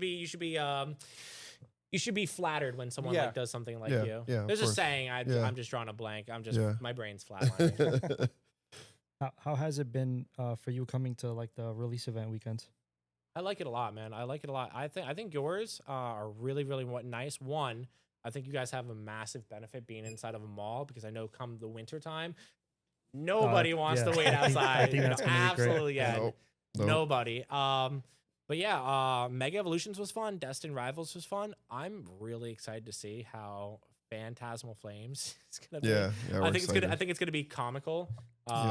But it's a lot of fun. I like the events. I like being a part of the Pokemon community. When I came here with my friends Simon and his group, I wasn't even here buying for myself. I bought, and this is funny enough. My mom, she watches my videos. My little brother loves watching my videos. My sister loves watching the videos. I just bought Good for them. support. I just nice. bought for them. Like I was like, hey, like I want to be a part of the community. I already have I already ordered from the Pokemon Center. I already got my whatever I need for content for the video. Do you guys want anything? And they were like, yeah. My one moderator, Meg, who's helps me with everything. I think I bought her the booster box from here. Or no, I bought her the ETB, and then we got an opportunity to buy a booster box, and she wanted the booster box instead. So I gave the ETB to my little brother, and I got the booster box for her. So just being able to do that stuff for the people that in my circle, I think is awesome, and I just love the vibes here. Like everyone's super cool. We had there was a Smash tournament that I was saw that. I was vlogging. I mean, did you guys peek outside? You should have came out and play. I didn't even see it. I came outside and then they must have turned up or set it up after. After I went outside, I was too busy organizing it, making sure everything was ready. Yeah. rush. This So one panicking. I wasn't able to be here. I had to be wasn't at here work that either. day. So Oh, I when you wasn't- both said you were gonna be here. I had No, I said I was gonna be here Saturday. No, you said you was gonna be here. No, I'll be here for Saturday. release day, and then it was like, Saturday. yeah, I'm gonna take off work. I'm definitely gonna be here. And Yeah, then next Nuno- he's like, I work. Nuno 12 said he was hours. gonna be here the Friday. I kidding. was gonna be here Saturday because it was gonna be still release weekend and the card show. So I was like, Mhm. to help out Ben, I was like, oh, cool, I'll be here this Saturday, and then he was supposed to be here Friday. And then- Idea. I mean, you could say no. You could say no, but I think it would be really cool if you guys, had a little pack, like a little Pokemon Stadium tournament. Maybe just like a little wheel. You spin the wheel. That's the Pokemon you have to use, and then the other person spins a wheel. That's the Pokemon they have to Oh, use. that'd be cool. And then for a versus. pack battle, at least it keeps it fair. If there is a type advantage, like tough shit. Yeah. But I think that could be really cool. could do it even like one of the nights. Do you know what I mean? Set it up. We've got the 64 I think that's a banger idea. It doesn't even have to be a Pokemon pre-release. Stadium night. Yeah, we can definitely do that. for Pokemon sure. Stadium, Pokemon Stadium night, and then just have it all like Winner we're stays like- on. Yeah, for release day, we'll just probably put projector out there, some popcorn, so people can relax right before they buy the packs or something. So nobody's fighting. Well, everybody's fighting outside the Game Stops and stuff like that. We just have everybody chilling, watching a movie. do you think this is going to be the biggest like release? Like, do you expect like a line that tenfolds like Destined Rivals? It all depends on what we get. Yeah. So we like to, just because we don't want obviously people waiting outside and not being able to get product. Transparent, yeah. So we're just transparent about the numbers we get in. We put it on the Instagram, so everybody kind of knows like that when they're in line, they kind of get an idea of what they're going to be able to get. So yeah, if we get a lot, hopefully, fingers crossed, if the distro gods listen to us and they give Yeah. us a lot, we would love to have this whole front of the mall packed all the way down. We'll, Are- you know what I'm saying? But Are they we'll have doing to the see. UPC on the same day as the booster boxes? Uh, I don't even no, know. I think the UPC No, is on its separate. own. November 14th, the UPC comes out. I was So about to that- say, could you when is imagine like having to Let me see when having to Phantasmal- pick the booster box or the UPC? I did. Exactly. Yeah. I Oh think my that's why I God. think they're doing I'll it confirm different. The date. Because both UPCs are releasing the same day, which is weird because that one should have already came out. The Moltres, which is like the It- Team it Rocket is the one. same day. Yeah, the Team Rocket. Oh, it No. is. No, We're it's the same day. scheduled 13th of November. for Oh, that's the right. There is. UPC because Because Phantasmal comes out the 14th. Uh-oh. Phantasmal Flames release day. So when does the UPC come out? Oh, 14th. Yeah. Uh-oh. It is the same day, isn't it? Oh, God. Don't Yep. tell me everything's releasing the same day. Yep. Yeah. Oh, okay. Yeah, so man. this is going to be an interesting release then. Oh man. Listen, listen, if little Timmy's- all you hear him say is, oh, no. If little Timmy's in front of me and there's one UPC left, hands are going to be thrown. I will win. Oh, God. All jokes. You'd be like, let's play Stadium. Yeah, Friday yep, out. yep. The stadium. They said they would do it, and then like Yeah. have him like sit over here and just like run in line and be like, "L dance." Oh, man. Yeah. So that's going to be a fun release. Yeah, I'm not looking forward to it. No? Oh, you're not No. going to be here, probably. you're No, I not will gonna be. be for that- here. Oh, Listen, that I one mean, should I- be nice. like the I last could- set and the set before. I mean, just give me a yellow vest. I'll work. Oh, I'll gotcha, work. I'll gotcha. do like one of these. I'll be like, "Sir, you need to calm down." It's like I'm just having a conversation with my boyfriend. Please calm down. Like, That's one thing as well. I've never seen like people argue or No, anything. no. We just let people in. People come in, quiet, come in, leave. Yeah. I wish a lot more people had stayed open, but I think people have got to get back to work. yeah. Probably. I think the only time I've ever seen someone like get like pushy shovey, and I personally haven't seen it, is those Costco videos. Yo, The, Yeah, the, yeah, the yeah. Pokemon vending machine videos. Yeah. Where like They're fun. people. They're fun to watch. Oh no, they're But fun. but then you look at him like, are you seriously fighting like grown like old guys like arguing with kids like or like coming and clearing Walmart shelves out? I'm like, I get it, you're doing it. Do you know what I mean? To make money out of it, or kind of thing. But like, where's the kind of little decency of like, yeah, do you know what? Here, give some. Because Like- I've seen people steal. Well, it's not stealing; it's still in Walmart. But take from a scalper's cart and then hand out that stuff to other people. Yeah, I saw that. Yeah. I mean, like, I saw this video. It's like, if the scalper puts everything in the cart and you just take one, what are they gonna do? Yeah. Chase you and leave the cart? Take one. I saw that video earlier. You know what I'm talking about, Yeah. right? Oh yeah. That made me laugh. That was funny. That is true, actually. What they can't really do anything. 'cause Yeah, if what are they put gonna leave, hands on you, that's leave their assault. cart? They're gonna leave their cart full of stuff. Yeah. But that's the thing. And Is if they try to take touch one. you, it's assault at that point. Like, Yeah, just take one. yeah. But that, If it's in their cart, technically they haven't purchased it yet, so it's No. still Walmart property. Yeah. but in that's the reality. thing. Why aren't Walmart doing a limit? Why are they not limiting these products?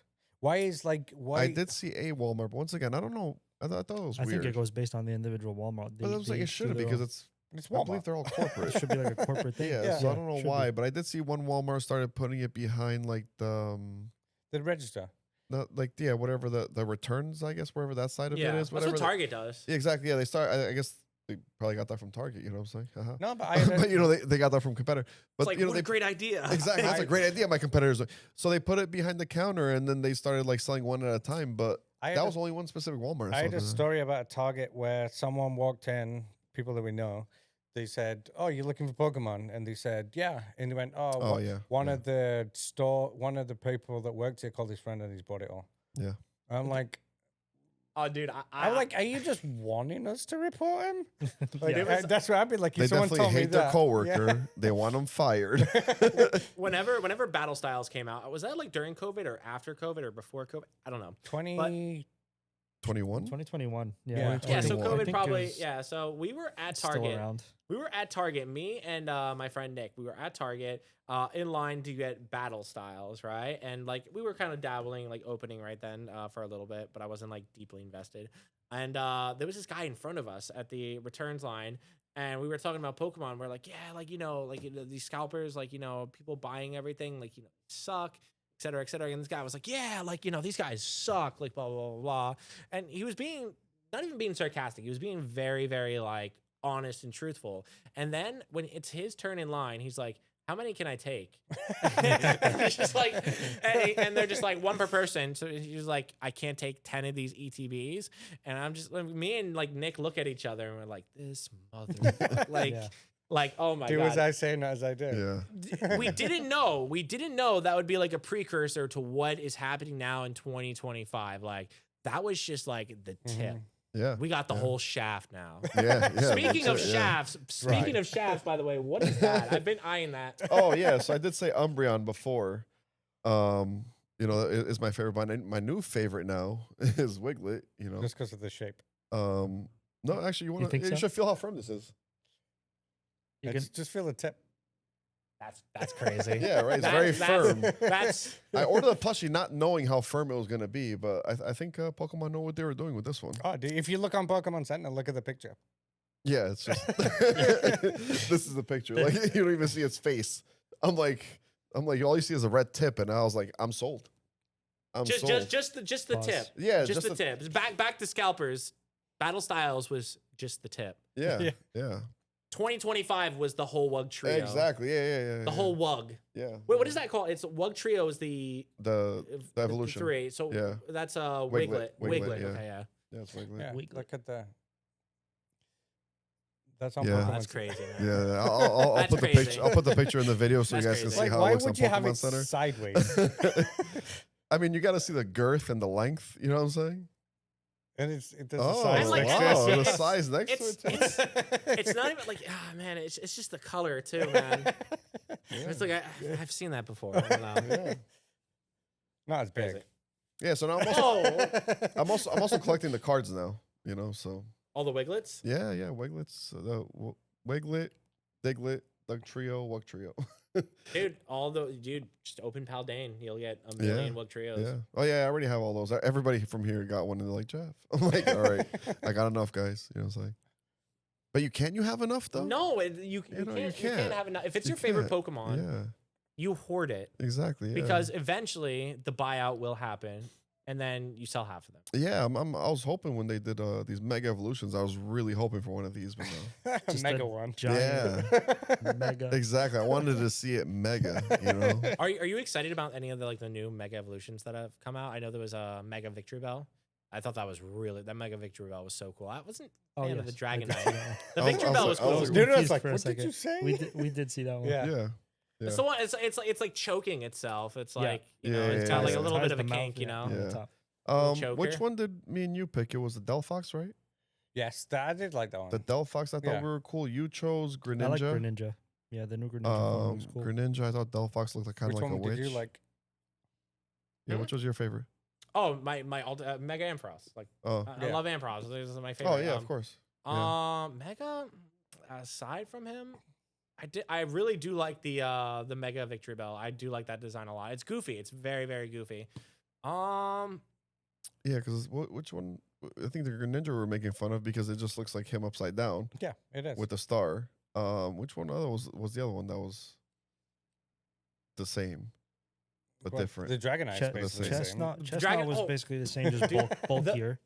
The X and Y Raichu. Those are so cool. Those are so Yeah, good. those are cool. Oh, yeah, I yeah. think those are gonna be like hits. I love that. Yeah, yeah. Well, I think they're gonna. Those are also. I don't. Are they gonna do them on cards? No, they Yeah. were. They will. Yeah. You think they do a Z through A set? ZA set? I think right? so. I think Maybe. that's also why they already like previewed them, because they're going to be on one of the upcoming sets. They want to just. Do you think they're gonna do like a special set with it? Probably. We usually get one for the holidays, so Yeah. I don't think anything's been announced yet. It's weird We'll as see. well. Why do Pokemon gatekeep releases? Like Magic, like they just says this is what we're doing next year, and then Pokemon's like you gotta wait. There's a few that are announced. I know there's. Geez, I feel like Pokemon don't even know. there's supposed to be a Rayquaza set too. Oh, really? Yeah.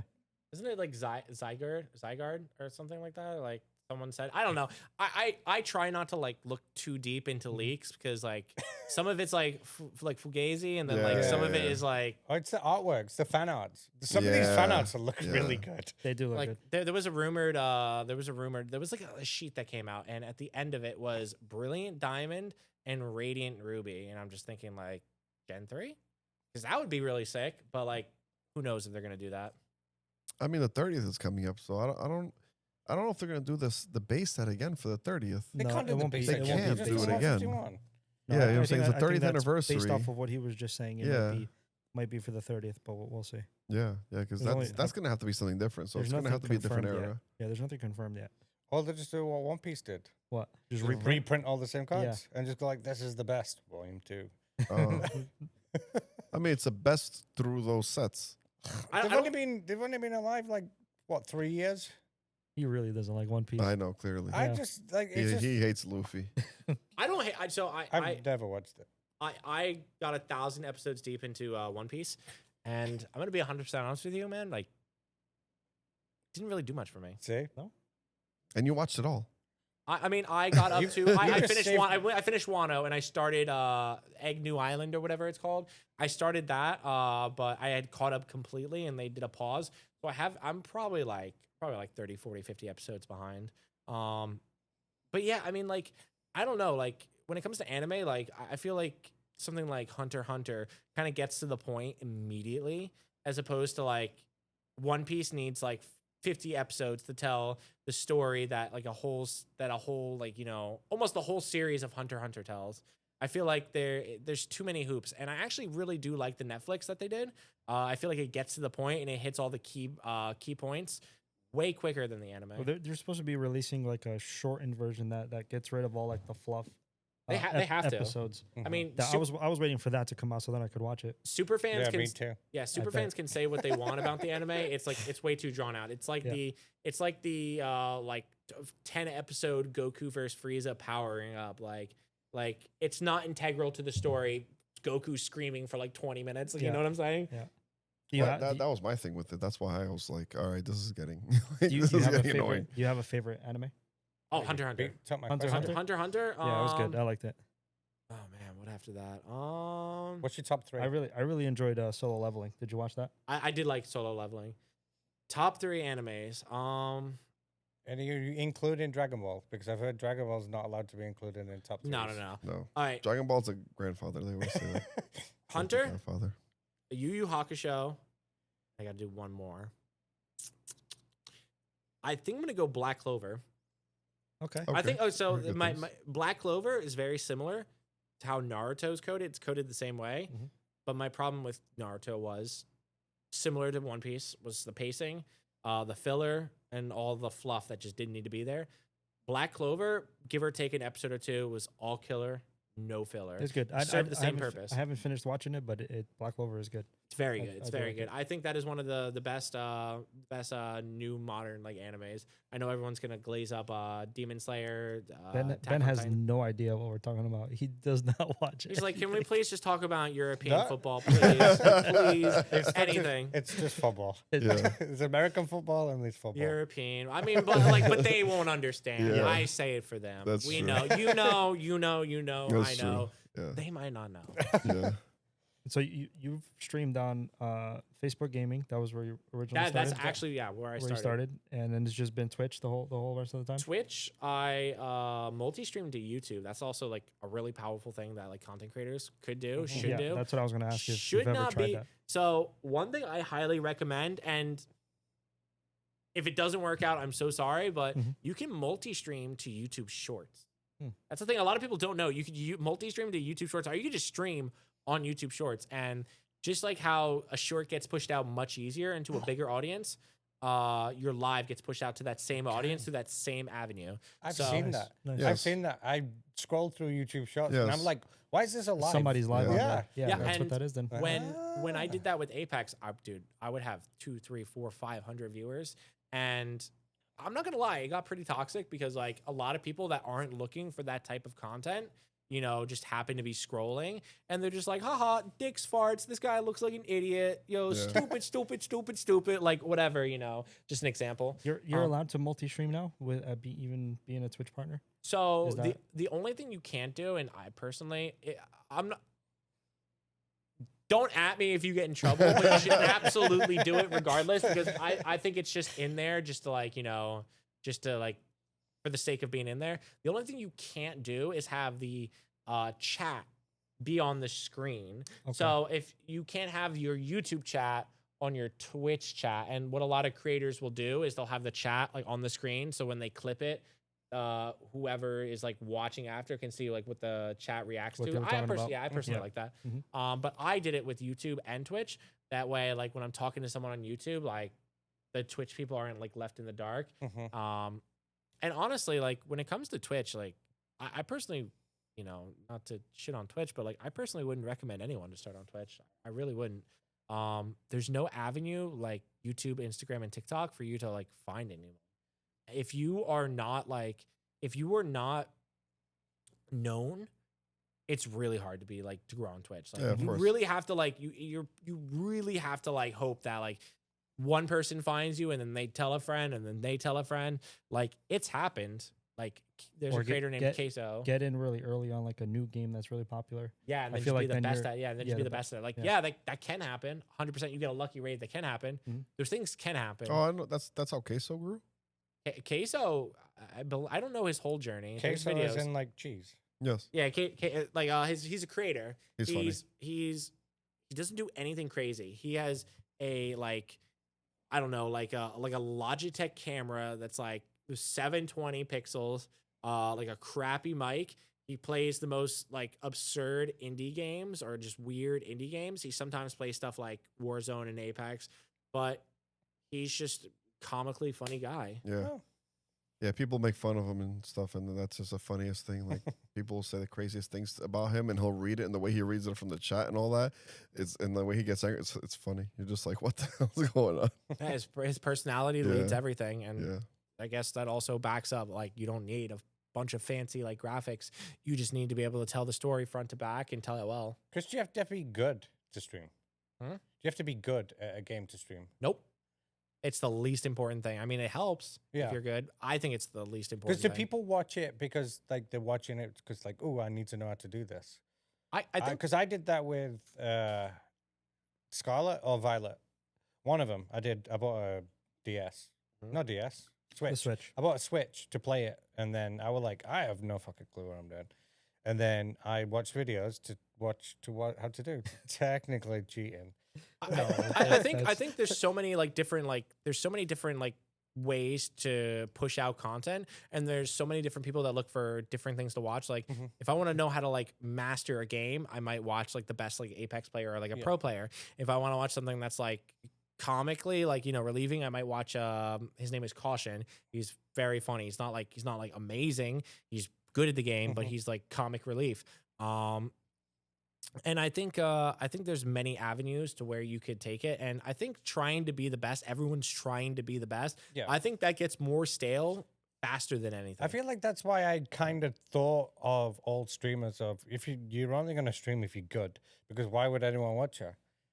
That's how it used to be. That's Yeah. why people watch Ninja. Well, Ninja, people watched him because he was one, good, and two, funny. He had that, that magic touch. Yeah. But yeah, I don't think you need to. I think you just need to be.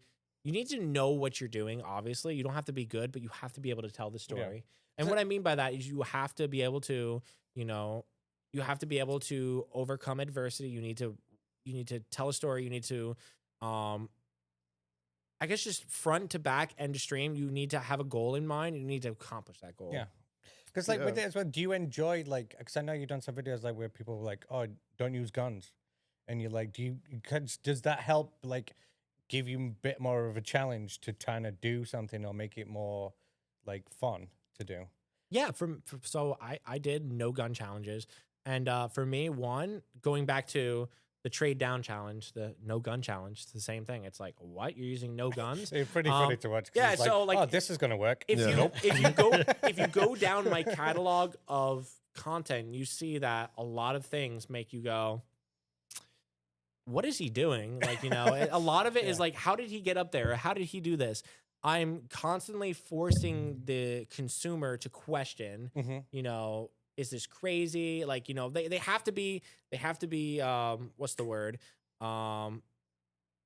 Curious. They have to be curious about what I'm doing. And then I take them on the journey of, will I do it? Will I fail? Will I succeed? I would die because you were like, this is going to work. And then you were like, nope. You just died immediately. Yeah. You were like, I'm just going to chase him. And you just died. You're like, maybe I'll try something else. Yeah. So, I mean, that's what content creation is, man. It's, it's not linear. Because I don't really watch streamers or anything with video games. I don't even play video games. But I watched it and I watched some of your videos and I would die in because it was fun for someone that were I'll watch it. I've never played Fortnite or Apex or anything really. But for somebody that's not in the space, Yeah, and you found it enjoyable. But to watch it, I that's did good. find That it shows funny you're because I making good was like, oh, but then after the first one, I'm like, is he actually gonna do it? Because I'm like, this is a long time to not do it. To kind of get, and then you tried something else, did it? I think felt like that was a good video. Rather than just because I always thought all streamers is just I'm running around, I'm killing everyone, I win. Yeah, I think that's what I'm saying. I think it did switch a lot from originally when streaming started growing. I think it started growing with a lot of people that were very good at the game. So, people that were playing the game. All right, guys, we are back.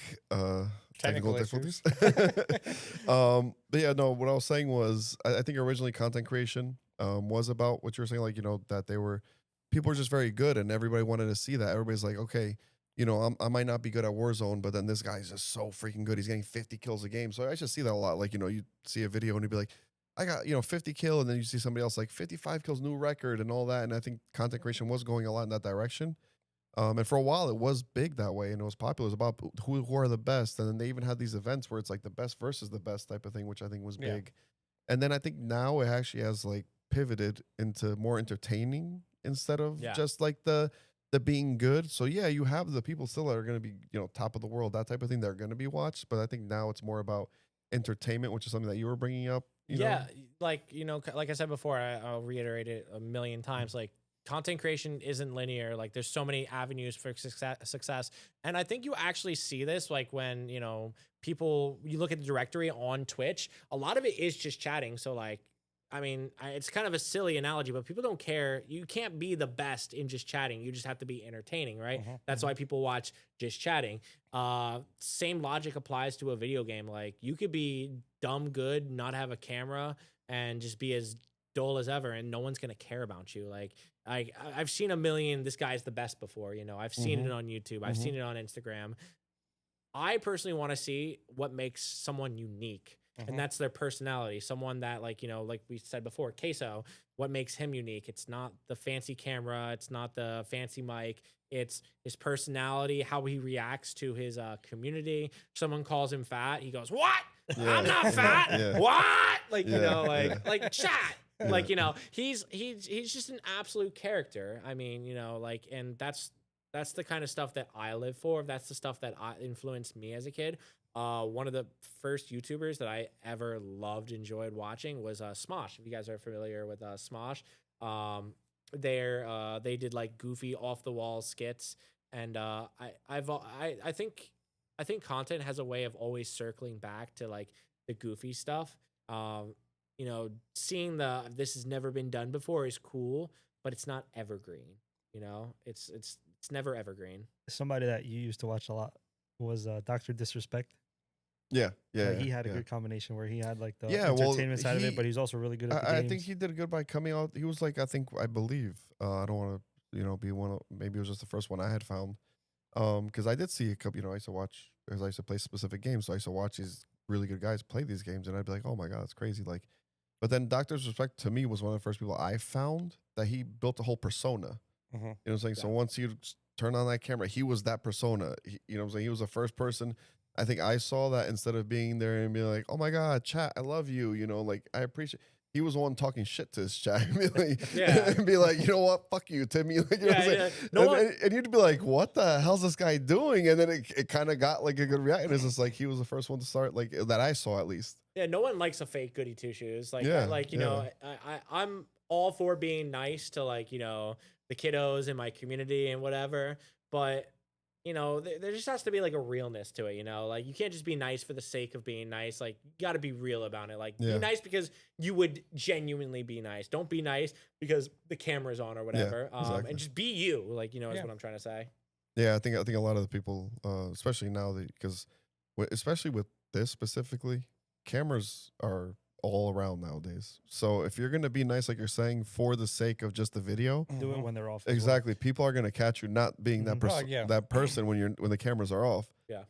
So don't do it that way either. Don't do something that you like. If you would do it off camera, then do it. But exactly. If you wouldn't, then don't. Yeah. Like, and that's like one of the things actually when we met Pokeshawn, you know, before really meeting him, before meeting him in person, I used to see a lot of his videos, and you know, a lot of times you see these guys that give all these things to kids, and you know, are all like great with these, you know, vendors, and they're all great with people, and they're so nice. You're kind of like, I wonder if that's really how they are, you know what I'm saying? And then we met him in person. I was just like, oh, he's just a nice guy. Like that's just how he is. Like I'm just like, Pokeshawn's just a nice dude. Like that's just how he is. And I was like, so I think that's why his videos it works for him because and it blows up for him because then people get to meet him, and when they meet him in person, they're kind of like, oh, you are this dude. Like this is who you are. Yeah, people can see through your bullshit like a lot. Like it's easy to see through the mask for a lot of people. At least the community. Maybe not like me. Like I'm not out there like openly judging anyone, but yeah, definitely if you're doing something that's inauthentic, you know, you're probably gonna get called out on it. So just 100% just be genuine. Yeah, I think that's one of the most important things. Just going back, you said people have 55 kills. Yeah. Is that how many matches do they need to do that? Just one match. One match, yeah. I don't think I got 14 kills in. Hey, man. Maybe I should start streaming. 14 is a big number if you think about it, when you apply it to a lot of things. A long time in Gulag. But they would get 55 kills without dying. What? Yes. Yeah. This is Warzone. Like once you die, you're done. So like this, I used to watch somebody called Z-Laner. I don't know if you guys know him. Yeah. But Z-Laner was that's he got big and because he was really good. And you know what's crazy? I actually got salty once. So Z-Laner was a Facebook gaming partner. Yes. And he was a Facebook gaming partner. I actually knew him. I met him in person. I think at an event. And I think we both played Fortnite, and he followed me on Twitter because like we were both like somewhat good at Fortnite. and I think I got so mad one day because he unfollowed me. He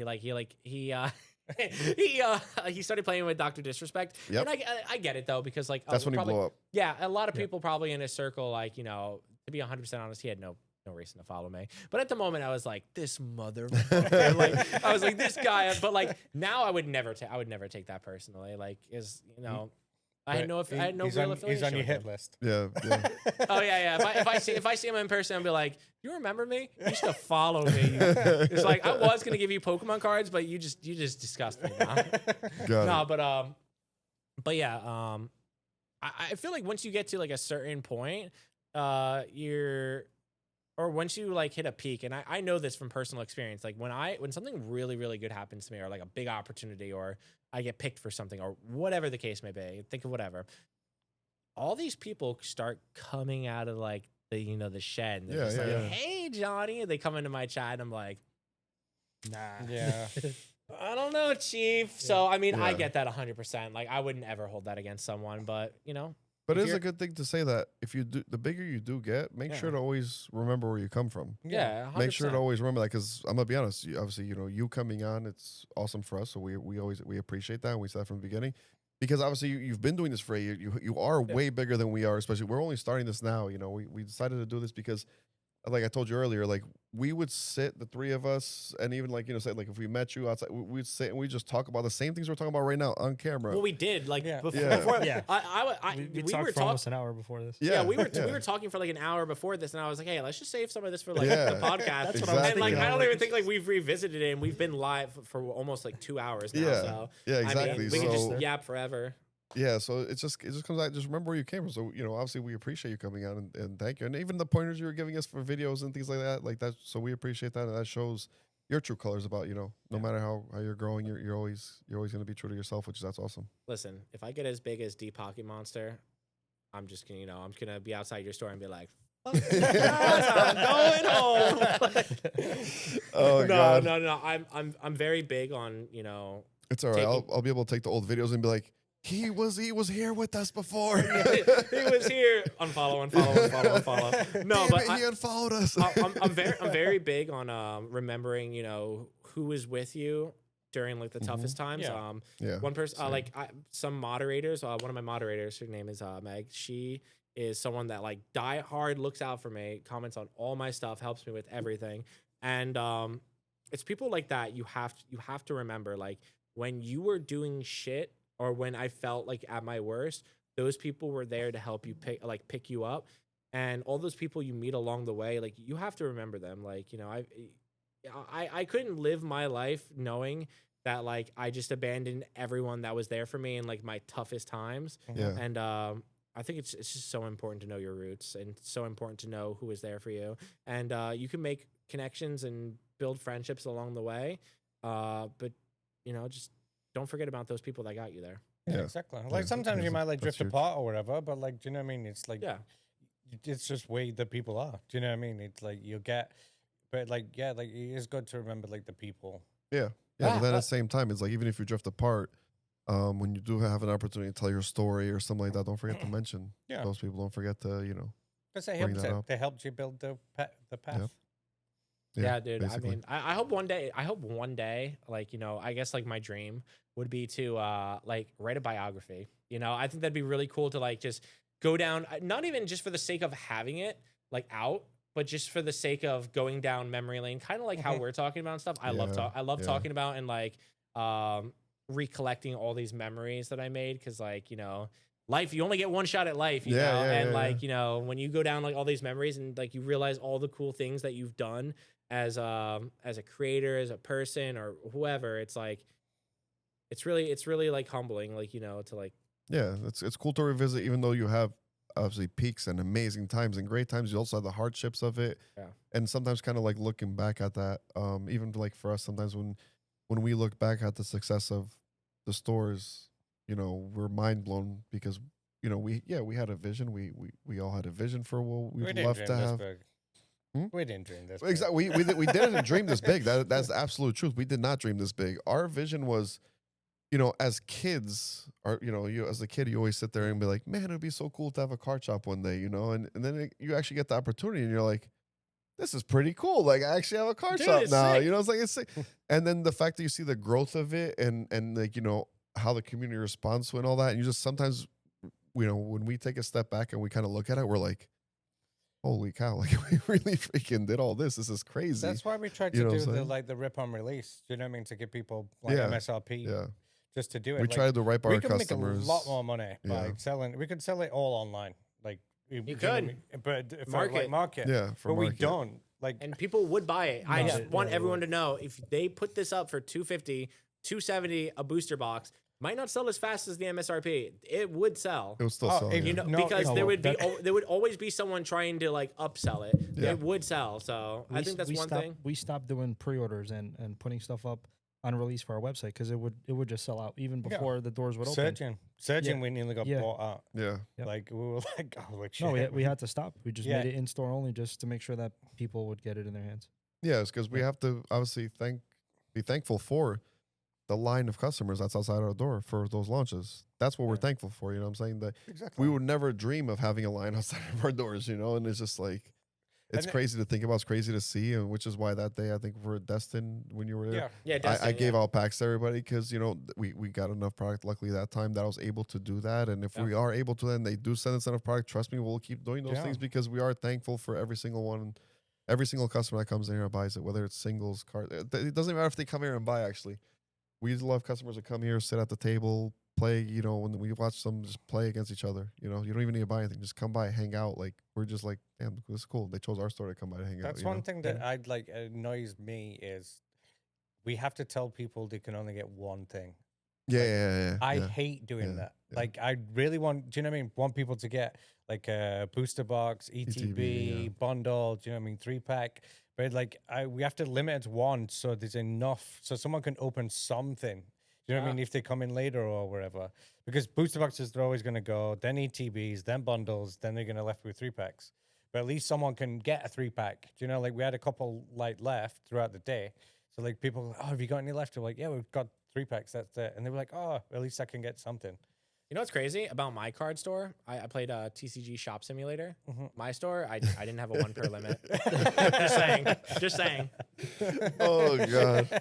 You know, I caught myself playing that once because I saw that as an ad. I was like, oh, let me download this. It's fun. It's so much fun. And I'm sitting there playing this. I'm like, why the hell am I doing You this have when a I real when one. I have a real one? I was like, so I literally have to delete it. Like, I'm gonna spend my time doing this instead of being in the shop. I'm not even joking. I had 100 hours in that game. Yeah, exactly. 100 yeah, hours. Yeah. And do you want me to be honest? I think that game was like a big part of why I wanted to get back into like. So even aside from Pokemon, like I played Yu-Gi-Oh. I didn't mention this before. I Okay, was yeah, I was yeah. very diehard. Like I used to diehard play Yu-Gi-Oh. So I've always liked TCG. And the TCG Shop Simulator was like, damn. This is enough. Like, you know, I don't want to own a store anymore. Like this was enough. 'Cause Oh, you go them. Yeah. I wouldn't play. No, I wouldn't Yeah. dare. I wouldn't dare to play now because like that game, it's not like Pokemon where like, you know, cards kind of like, you know, get out of the format. Mhm. Yu-Gi-Oh, like if there's a card from like 2004, good luck, buddy. You better know what it does. Like, you know what I'm saying? Yeah. Like, and there's just too much to know. The game's gotten way too complicated.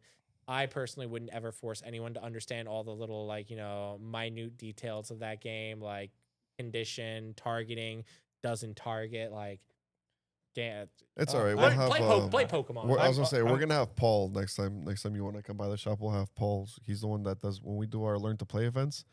He's the one that does the learn to play events. Pokemon. Yeah. For Yeah, Pokemon. For Pokemon. So yeah. so I know how to play Pocket, dude. I used to make people rage. I used to make like troll decks on Pocket. Yeah, and yeah, just yeah. make people rage.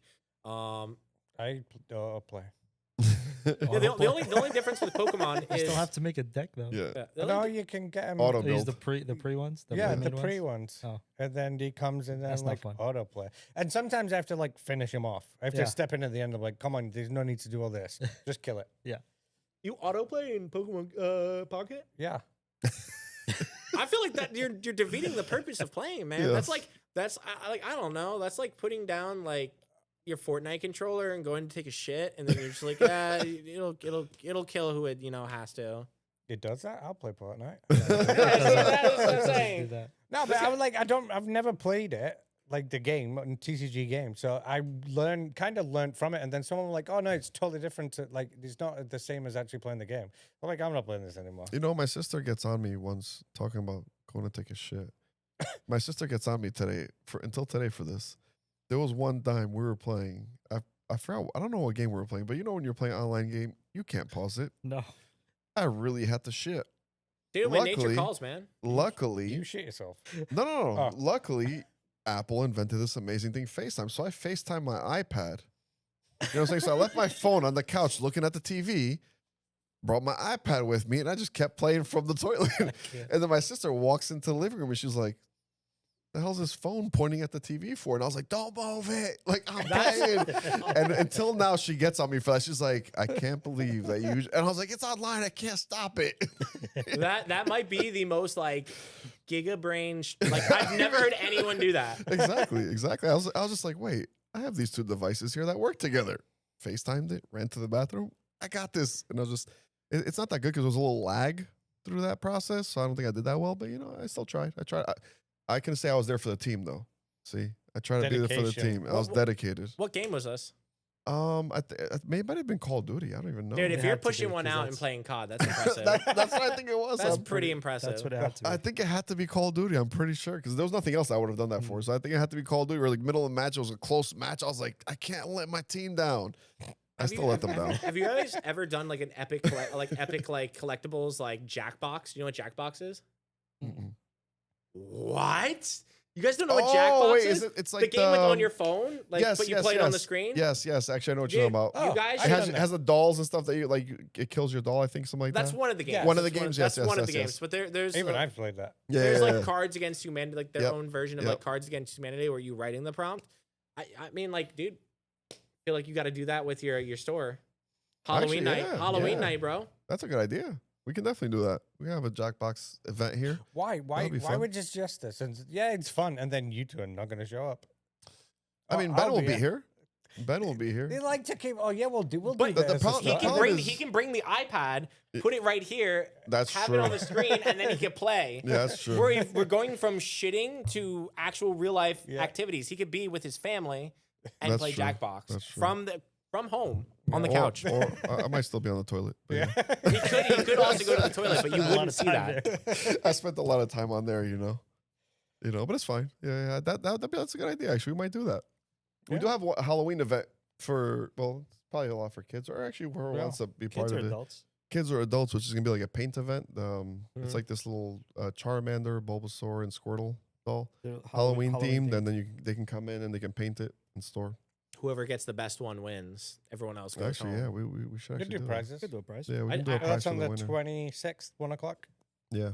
I dressed up as a Polyworld when I was in like Boy Scouts. Dressed up as like a Polyworld, and I definitely shouldn't have won because I do remember there being like a lot of really cool costumes. I didn't put paint on my face. I literally just went to Target, bought the costume, put it over like little weird fabricy, showed up, looked cute, and won. And you know what? It kind of sucks because now looking back at it, I definitely took away a prize from somebody that So actually maybe put the best effort. one. I mean, but they liked yours the best. Yeah. You know? No, they just liked it because I was a Or kid did wearing Polyworld doesn't Polyworld have the the swirl. Yeah, The yeah. swirl, So, yeah. the so swirl, like, so you hypnotized them. That's what you did. yeah, essentially. Got it. Yeah, Got hypno. it. I did cartwheels around like the whole like gymnasium Oh, until they were got it, like, got this it. kid's cracked out of his mind. Like, They would definitely give it him. Yeah, I don't know. I think besides that, your costume idea is the best. What we're gonna do to you? To me Doug or to Trio. all three of us? Doug Doer? Doug? No, he's just gonna be Supposed to be- Diglett. No, Diglett. That's where I was going to. Yeah.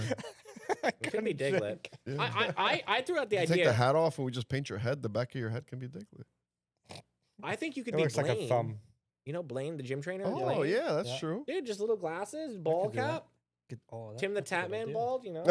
You don't need the ball cap. He doesn't need the I ball don't cap. need the yeah. ball cap. I have bald. Well, see, He's- I don't he's know this. See, follically- I don't know this. Yeah, he's follically challenged. Yeah. That's crazy. I didn't say it. I didn't say it. Yeah, the hat, you know. Yeah, The then hat I think you has would it. only need like a little like white, like little lab coat. You know, I'm sure that's pretty easy. Yeah, Yeah, I could do you that. could do that. You could Is do it the Pokemon Pokemon themes. I'm guilty, man. Like I'm living on a budget. If I order something on Amazon, I wear it once and I return that shit. Like, I'm bought, like so that's like if I buy it and it's like an $80 like trench coat, best believe I'm going full in. But they're getting it back the day after Halloween. I That's wonder genius, how many actually. returns that happens. That's though. genius, though. I feel like they Honestly. could ban you, and I definitely feel like I could get banned if they ever saw this. So Amazon, Jeff, if you're watching this, man, I do stream on Twitch. Like, come on, man, help a homie out. You make like $1 billion. I make like I I'll don't give you know. a shout out on Twitch. I mean, Yeah, I make yeah. maybe like $30 to $40 a day. You know, throw me a bone. That's crazy. So what are your plans in the future going with Passionpricetcg and Shiny Price TV? Right now I have to be 100% honest. Apex has been really, really stale for me, and that could be because A, the game is stale, B, like I kind of just like had my time with it. But I'm really enjoying, being out, going to conventions, and I wanted to start small. I wanted to start in Jersey, and now I'm starting to realize that like a lot of people really like the ideas and the things I'm doing. Like today, like if some random dude came up to me and asked me to sign his briefcase and then went on his day, and I'm like, oh, okay, so like, Cool. it's cool. Like, what I'm doing is working. Like, it works. Like, people value, saying hi or taking a picture or signing something. So I know it works. I want to travel more, man. I want to travel to different collecticons, card parties. I was gonna mention And that. I want to do stuff and meet new vendors and, make new connections and, possibly make content with like bigger creators. Going to and- Collecticons, you'll probably end up seeing a lot of familiar faces though. 'Cause Yeah. we went down to Oh What no, was they were it, Florida? card Card party, and then we're talking to people like, oh yeah, I'm from Jersey, and I'm like, what? We weren't expecting many people to be down there, but they were like, a lot of people like do. there's the a lot of same- people that yeah, travel with the shows. Yeah, Yeah. and Collecticons are good. They're Collecticons fun. are good. They have a lot of them. I do definitely go to a lot like of the new places. Pokemon theme. Yeah. when it's sung. Yeah, and I guess I that do like that part, even though I've heard it like a few times now. Still like it, and I did like. I wonder, is there any more? Because I knew there were TCG show. Is it that we I went don't know if to? that's around anymore. Remember we went to? I didn't go. We You went and to in Jeff- Edison. You and Jeff went. I didn't go to that one. You remember the purple one? Oh, we have the Yeah. shirt. We have the shirts the for shirt that. Yeah, bags. they no, They're gone they're gone. Yeah. because yeah. they're good. Like, and I did like Card Party because it would kind of geared a little bit towards more content creators kind of thing with Yeah. it because they had like a podcast. They had The one like in pack Seattle battles. just happened. No, Yeah. Yeah. There's literally this weekend. I did Yeah. like that kind of concept because Collecticon's more just about the vending kind of thing, and Waka Flocka. dude, Have Waka you Flocka been is living to up. Well, What's- Jersey's next month. Yeah, Well, Jersey, Collecticon. yeah, Oh, November. The second one. Yeah. Oh yeah, trade down part 3 or Um, 4. I don't know. Maybe. What's But, what's the biggest con? Pokemon. No, con. No, Comic Yeah. Con. Comic Con. No, Comic-Con. Con. That's you this been to weekend. That's this I've- week coming. I committed to TwitchCon. I committed to TwitchCon. I'm Cool. gonna do that. I've never been to Collecticon because every time Collecticon happens in New York, TwitchCon is either the same Oh, weekend or Comic-Con? like Comic. yeah, it's or Comic Con. Sorry, Comic Con is like the same weekend or the weekend before. And to be 100% honest, like when it comes to like these conventions, some conventions like PAX, like the PAX events, Mhm. I can get a creator badge, and I can split like a hotel with somebody. But the stuff is expensive, and Mhm. Of one course. thing about being a creator is that, especially when you're small, it's really tough to find that funding. It's tough to like travel from A B to C to D. And even with Pokemon right now, like I don't make anything with Pokemon. Right. I'm just starting to get monetized on platforms. So I mean, honestly, a lot of it has been me spending out of pocket. Like obviously, when I open a set, I keep the stuff that I like, but there's stuff that I don't like, so I sell it, and that all goes back into making content. Mhm. And I think that's it's hard because I do want to keep it and I do want to collect it, but also I do want to create the content and I do want to have fun doing that. And I think when it comes to like traveling, it's just like you got to kind of like pick and choose where you want to go. Yeah, of course. You're planning out to pick the best options and see. So hopefully you can get enough content from those to get you to where you need to be. Yeah. Yeah, I would like Tampa or Seattle for card party. I would like Tampa. Tampa, I do like Seattle. I've been out to Seattle a couple times for PAX West.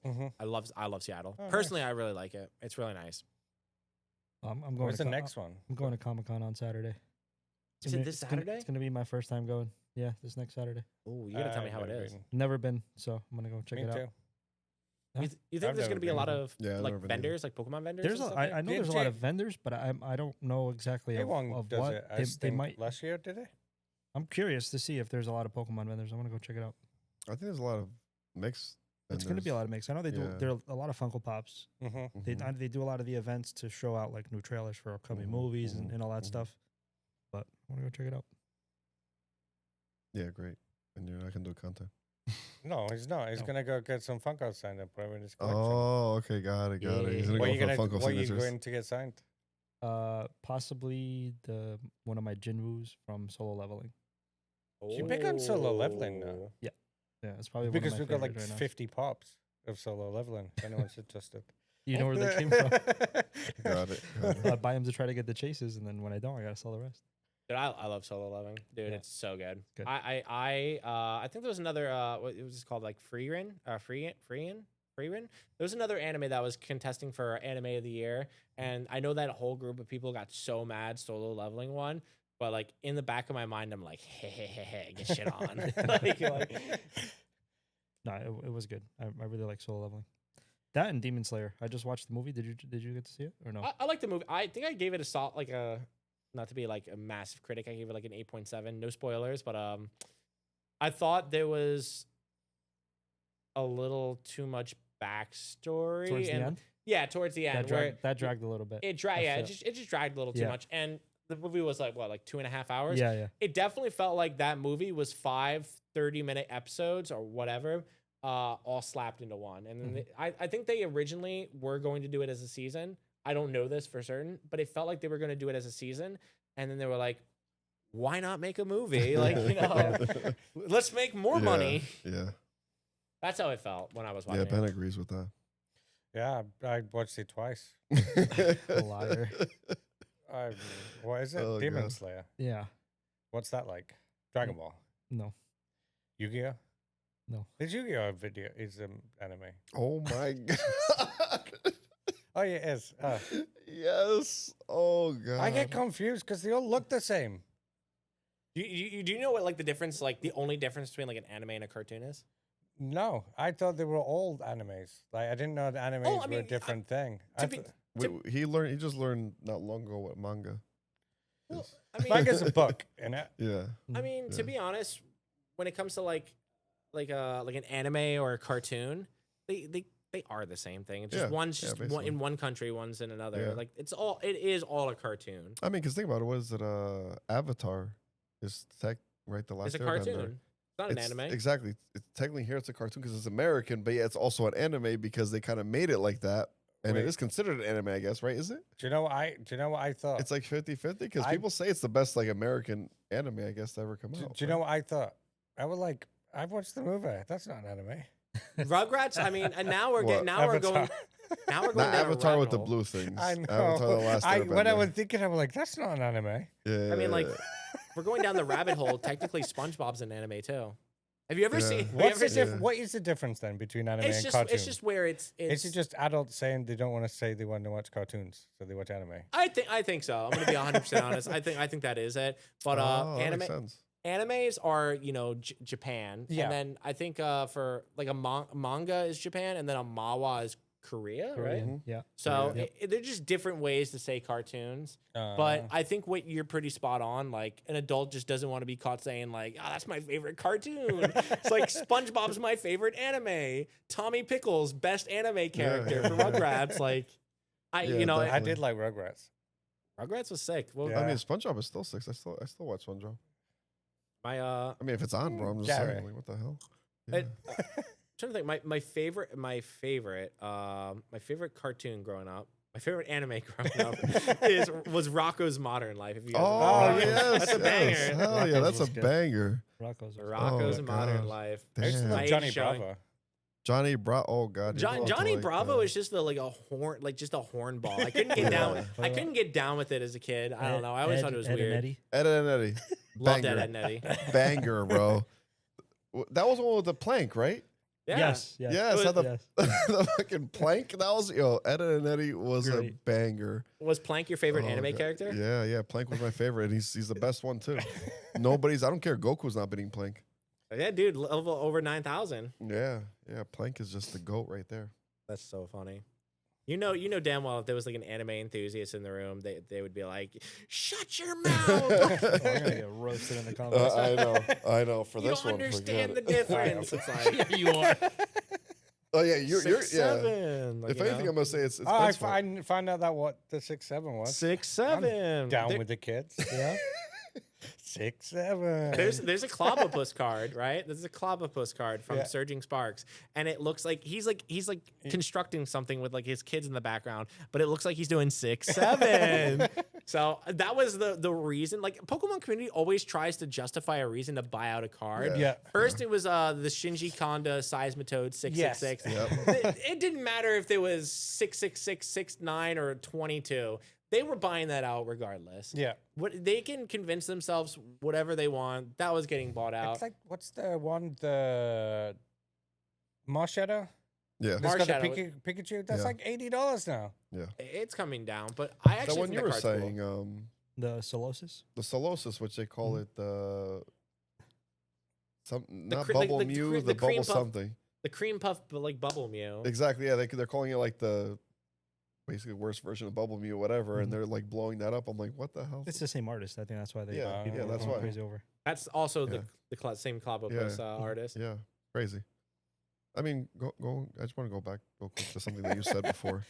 What did you say? You know, just the fact that you said that I'm down with the kids just goes to show that you're not down with the kids, all right? Because that's not a phrase that anybody would use to say. Do you know what I would like? It's like, what's up, my dude? I know. He's like, I'm down Skateboard with in the hand. lingo. It started off by I saw it and I was like, "What the fuck is 6'7"? Like, what is it?" And then I went down a rabbit hole watching videos trying to figure out what the fuck it was. He's googling 6'7", 6'7". No, then I watched the video and it's some high school basketball football Oh, player God. that said it and doing funny videos, but then now kids are doing it and it makes no sense. But Right. whatever, keep up with it. Have you ever heard the tale of Skibbity Toilet? No, Or is that too far down the rabbit That's- hole? Oh, that might be too far. I know what Skibbity is, but Skibbity toilet? No. no, Oh, Mr. Skibbity Toilet. no. Yeah, Explain go home. it. You got some homework to do tonight. Oh. I got it. All right. So that's your job, Mr. Skibbity toilet, I guess. It's like if you don't come into work tomorrow, I don't know if you work tomorrow, but if you don't come into work tomorrow knowing at least a fraction of the lore of Skibbity Toilet, Oh, it's you complicated. you might get fired. You said it's complicated. Someone called me Unk, You are a nunk. and I'm like, and then found out it was disrespectful. It's not disrespectful. It's just your age group. Yeah, I but get I'm- called Unk. I'm Yeah. like young. Like what? Who? I What? could call it grandpa. Like I know. What, I mean, what's your demographic? Like, what do you aim to do your content towards? Do you have to do it for everyone or for No, certain people?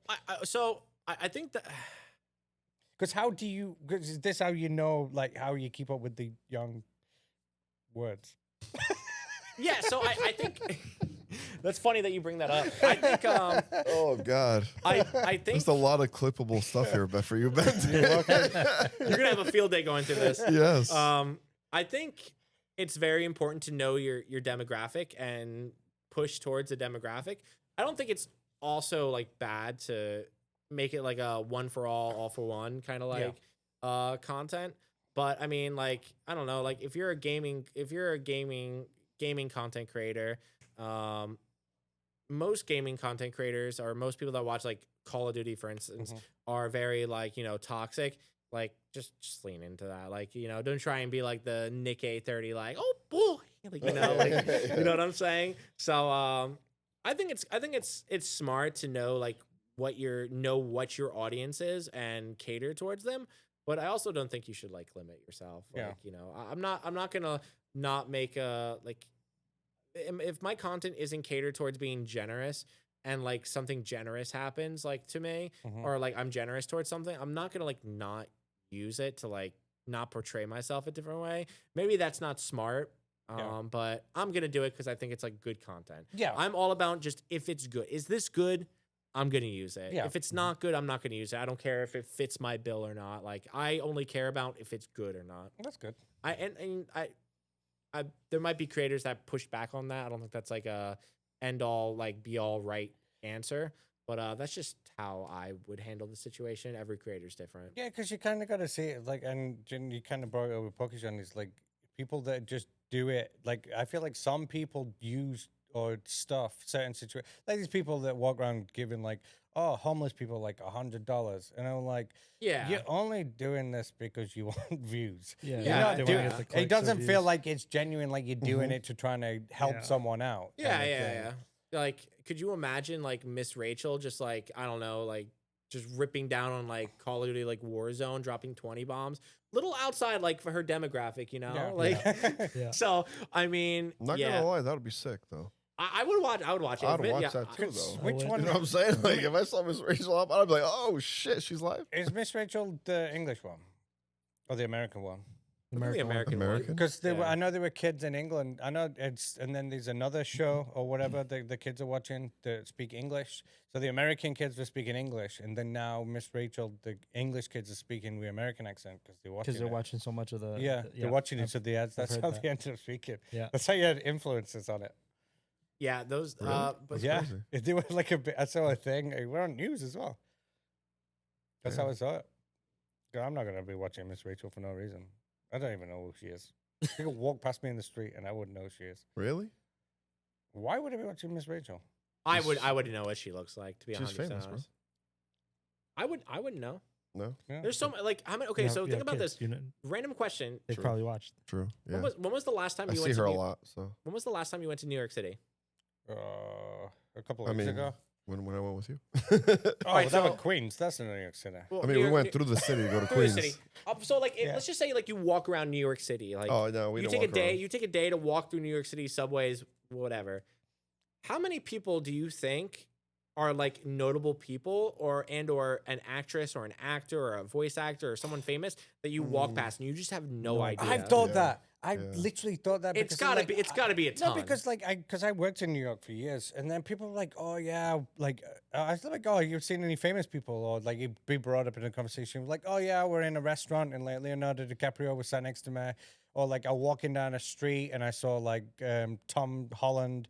I'm like, "Where are all these people?" I'm like, but then when when you walk in New York, I ain't looking at anyone. That's what I'm I just- exactly. Yeah. Exactly. I was about to say that. I was gonna say it depends because like if you're eating at a restaurant, maybe Yeah. because you're sitting down, so maybe you'll have a look around, you know, while you're ordering or whatever. Yeah, and you'll see like Ben Stiller with his like girlfriend. Yeah, like you like know. when you're sitting down, you might have that chance. But when you're walking around New York, you're right. Like, I'm not gonna look around. Like, if I'm in the subway, I'm not gonna be looking at.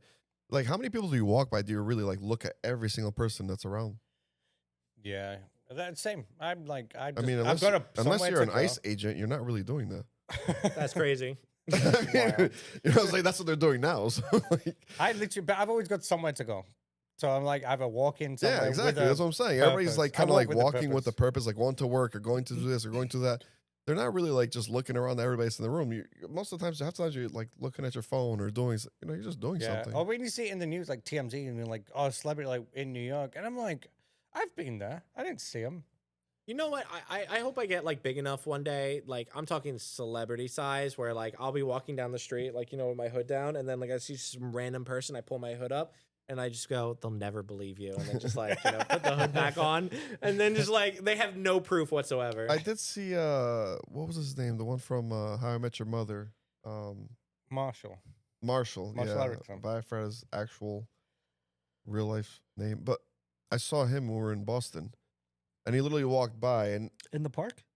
yes, Okay. I yeah, remember. he walked by, and literally when he walked by, it took my brain that long to process that he was already who like it across the was. street. Yeah, yeah.